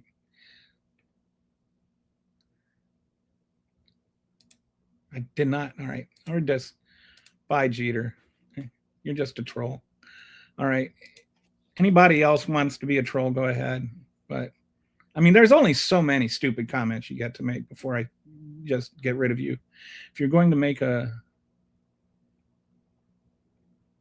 Yeah, I think we're done with you too, Glenn. Bye. All right. Why didn't her parents help her? Because they were being held. The father was being detained and he couldn't do anything. He was trying to help her, but they wouldn't. They were trying. Honestly, do you not follow? The parent and the child were being detained. The child was being deprived care. He was begging them to do something and they wouldn't do anything. And then she died. The left is being used by demons. Oh, they're willing to do anything for power and control back. Oh, you demons. What a weird, after P-gate, I think anything about it. There was no P-gate. Hoping anyone here debating Counterpoint is just a Republican, not a MAGA. There's only two types of MAGA left, peds and supremacists. And the Venn diagram is pretty close to a circle. All right, yeah. Sorry. White supremacist rhetoric just gets you banned. Okay, sorry. So if Congress decides to do away with all agreement, if Congress were to, I mean, I don't know if I'd be okay with it, but it would be legal for the president to do it. Like, I would still try and get immigration back. I think it would be a really, really stupid policy. I think that if a Congress did that, everybody that voted for it would be voted out of office the next day, the next election, and then it would be reinstated real fast. But that's the way our Constitution works. The actual Congress has to change the laws. And let me explain something to you. All right. The way the Constitution was written, you had the House of Representatives, you had the Senate, you had the president. The president was elected by an electoral college. The Senate, with the way the Constitution was initially written, was elected by the House of Representatives. And the House of Representatives were elected by the people. And the president was elected every 4 years. The Senate was elected every 6 years. The House of Representatives was elected every 2 years. And they were the ones that had the most direct access to the voters. That's why they did that, because they were going to be the ones that had to be the most responsive to the voters.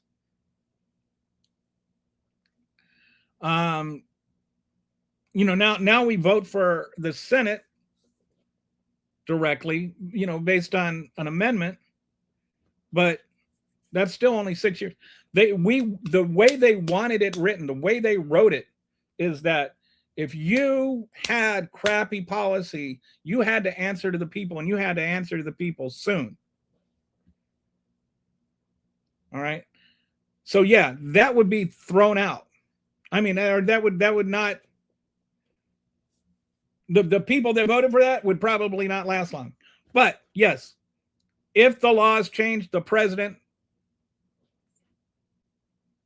executes the law the way it is written. You cannot change the law by fiat. That's the difference between a constitutional republic and an autocracy. I'm not saying that they're the same thing. You guys are the ones that keep conflating them. I'm the one talking about asylum. If you want to change the asylum laws, change the asylum laws. That would require a constitutional amendment. We don't have like propositions that we vote on. Where were you when the world couldn't understand anything Biden said? I was right here, and it never happened. If you are so sure, what are you rambling on about, Robin? You're just a rambler. Their schedule is their choice. The safety of elections should not be. Wow.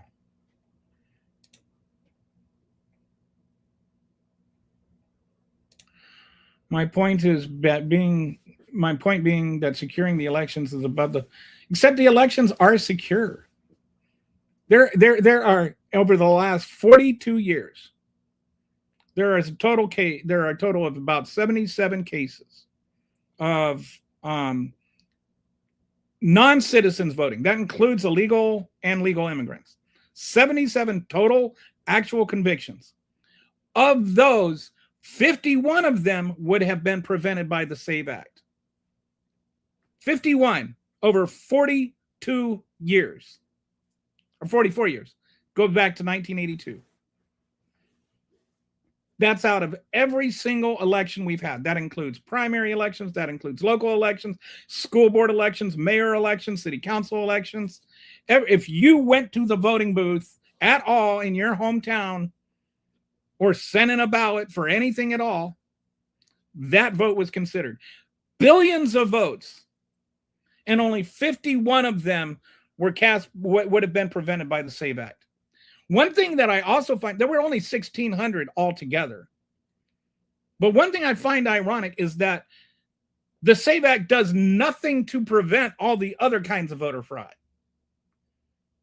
It would only prevent 3.9% of all the voter fraud that happened, which was still a minuscule number. If you were actually worried about voter fraud, wouldn't they be preventing voter fraud? It is not about, this law is not about preventing voter fraud. This law is about preventing voting.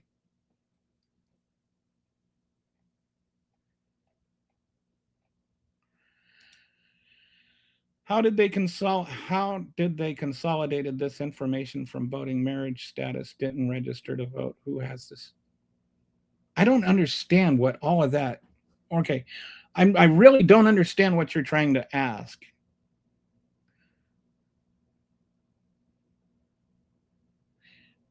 We're just talking about women that voted. And they figured that out from like exit polls and stuff. Like the women that voted, it was like 57. What was the numbers?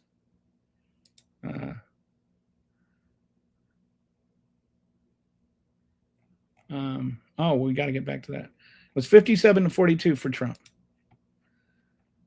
And there are like 81 million women, married women in the country that don't have their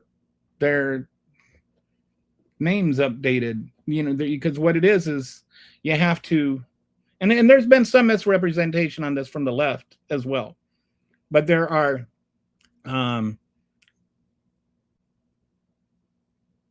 there are a lot of women that have never updated their birth certificate from their marriage certificate. Like my wife did it because she, changed her first name too, and so she got it all taken care of at one time.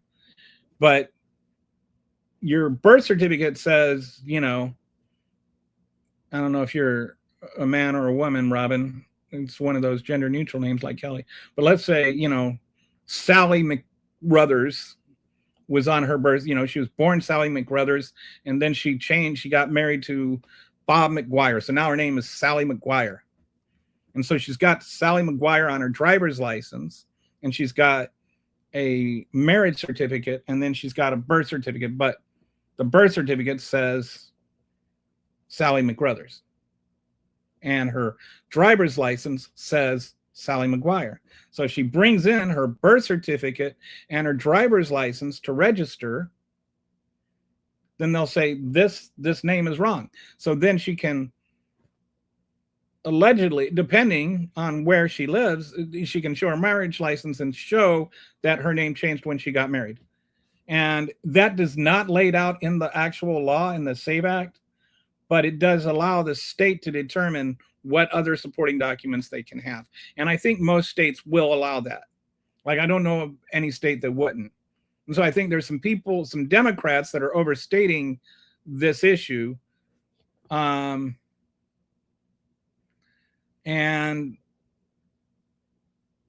that is one thing. But the other side of it is they still have to. And some of them may have lost their marriage certificate. People lose documents. They may have lost their birth certificate. So then they have to go through the trouble of finding their birth certificate, ordering one if they lost it, ordering their marriage certificate if they lost it. Not everybody has these things lying around. And sure, most people do, but sometimes people don't. It's not like a crime. And so, these women have to go and find all this stuff.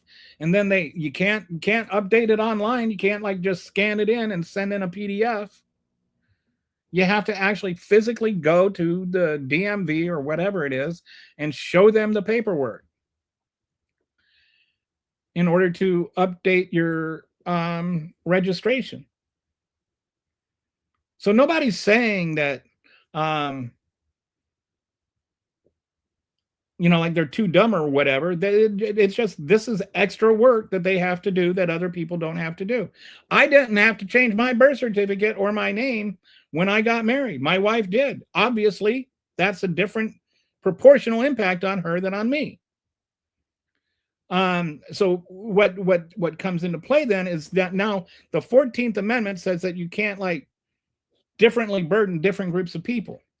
And so the fact that women have to go through all the, like jump through hoops that men don't have to go through, and there's a whole different amendment specifically just giving women the right to vote, that changes the things. That can make it unconstitutional to do that.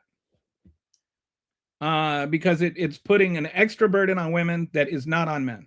And not every single woman is necessarily going to go through all that trouble. She's got to take the kids to soccer practice, make meals, maybe do a job, do the laundry, all that kind of stuff. There's not many more people more busy in this world than married moms with kids. Well, kids at home. What if voters had to say on? They do have a say on immigration. Hey, how's it going, Herbs? Did you get high yet today?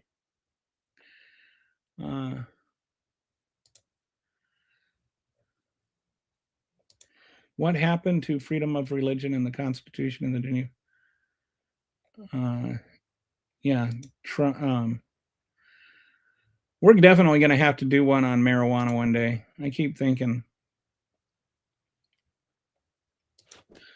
Left and right.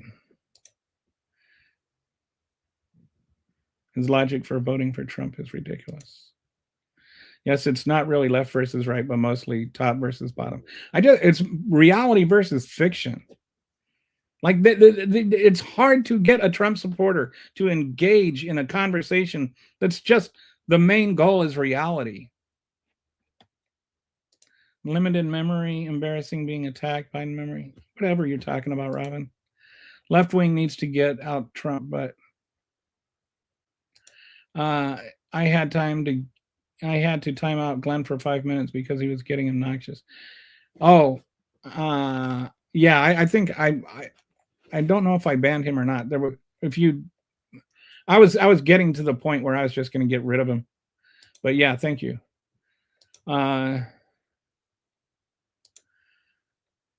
It's like I don't know. It's like giving a dog a treat and just get all excited and you try to engage with them honestly and they just behave worse. I still think that Trump should get in that USC cage in the front lawn of the White House. Him and Newsom toe to toe. That would be. Here's the one thing though. You know why I wouldn't want to do a UFC fight with Donald Trump? Just imagine what happens if your hand accidentally goes into that diaper area. Just imagine how gross that would be. That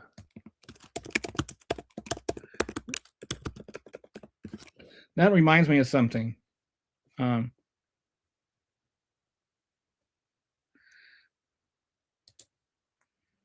you ever heard of? I got to share this with you. This is pretty hilarious. It's just randomly came across this. Have you ever heard of Chorophilus fungus? It's a type of saprophytic fungus that grows on or near dung. So think about that. I think that is probably what Donald Trump's penis is. That's what type of mushroom it is. Because it's just right there, right next to all that dung. What do you think? I don't know how to say it. But maybe they just make it easier to pronounce. Maybe they should just rename that the Trump fungus. I still think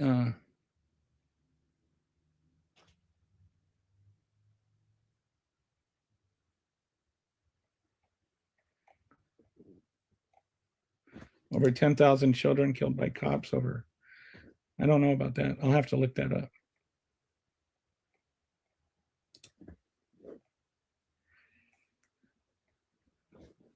Herbs. Nobody on the planet knows more about pot than herbs. I have a bad habit of saying illegals instead of undocumented. I'll admit it though. It's like I've been accidentally saying it too, and I hate it. It's just they say it so much it gets embedded.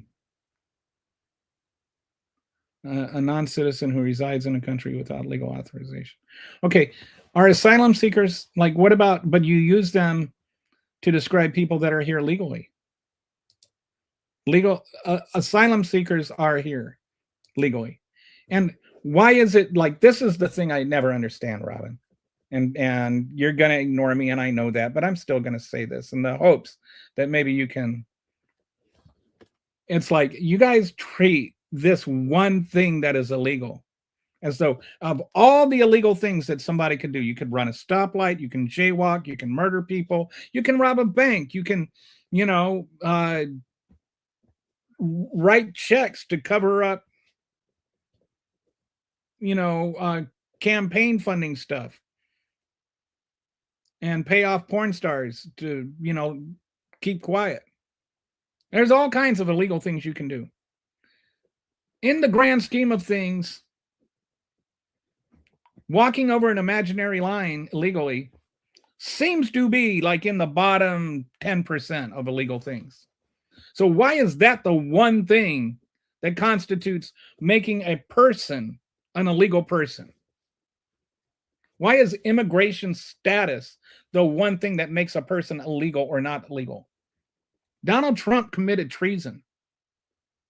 Why isn't he an illegal? The phrase illegals is a euphemistic term for a criminal. I get it. You should, like if you were to use it for all people who are criminals, then yeah. But it's like for MAGA, the phrase illegals is a euphemistic. It's a not even euphemistic. What's the word?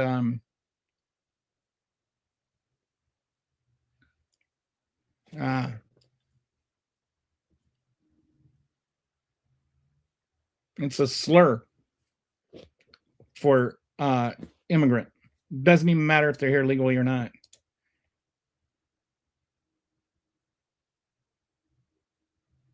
Did I go off on the Lindsey Graham thing? I'm trying to talk about the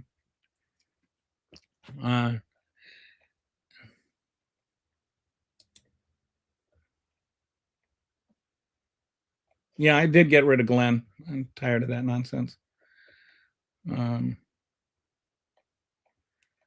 So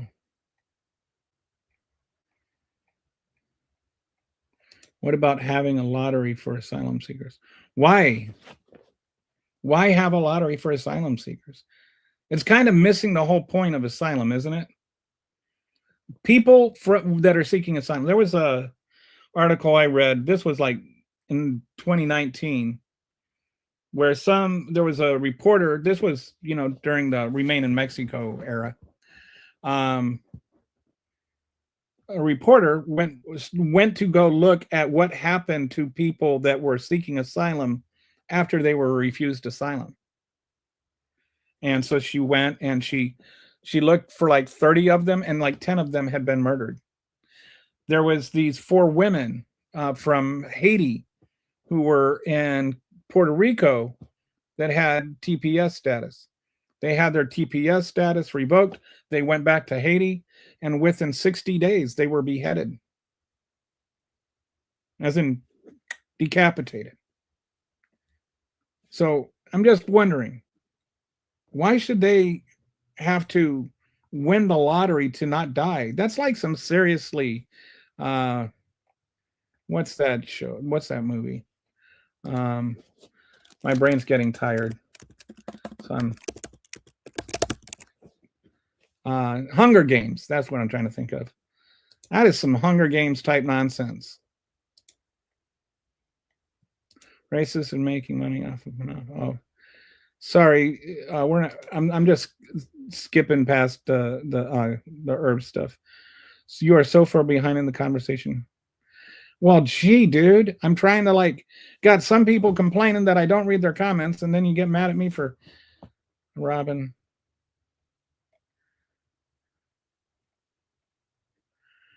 We're talking about asylum. That's like literally the topic on hand is asylum. You weren't here at the beginning. I'm sorry that I don't set my program to just cater to you specifically and do all my preparation on what I think you want to talk about that day. I list all the I lost all my documents. It took me 6 months in an ID trap to get out of it. I don't know if I didn't know somebody in SSA. Yeah, and there's a lot of people that happens to. Where is the same leniency of ease of access by Democrats on things like home loans? Are you seriously wondering why Democrats don't have leniency on debt forgiveness? Why don't you do me a favor? Look up Joe Biden's student loans and see what happens. I've had my identity stolen twice, and this is not even my real name. I had my identity stolen once, and they tried to return it. And I was like, no, you have to pay off all my bills first. Who removed Pell Grants in the tab? Oh, now we have a homosexual agenda, whatever that is. Homosexual. See, this is they call things agenda. How come Trump never has an agenda? Like Trump has a policy, but liberals have an agenda. Like they've got to. Do you play like dark and ominous music when you say the word agenda too? Let me see something.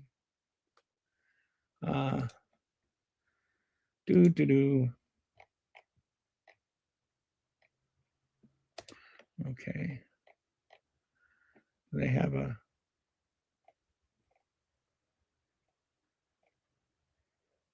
Yeah, there's not an ominous music sound effect. All right. So, all right. So I think that's about it for today. I think I caught up, sort of.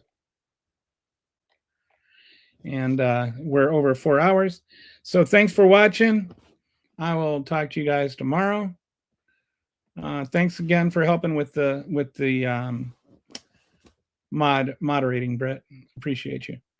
I'll talk to you guys later. Bye.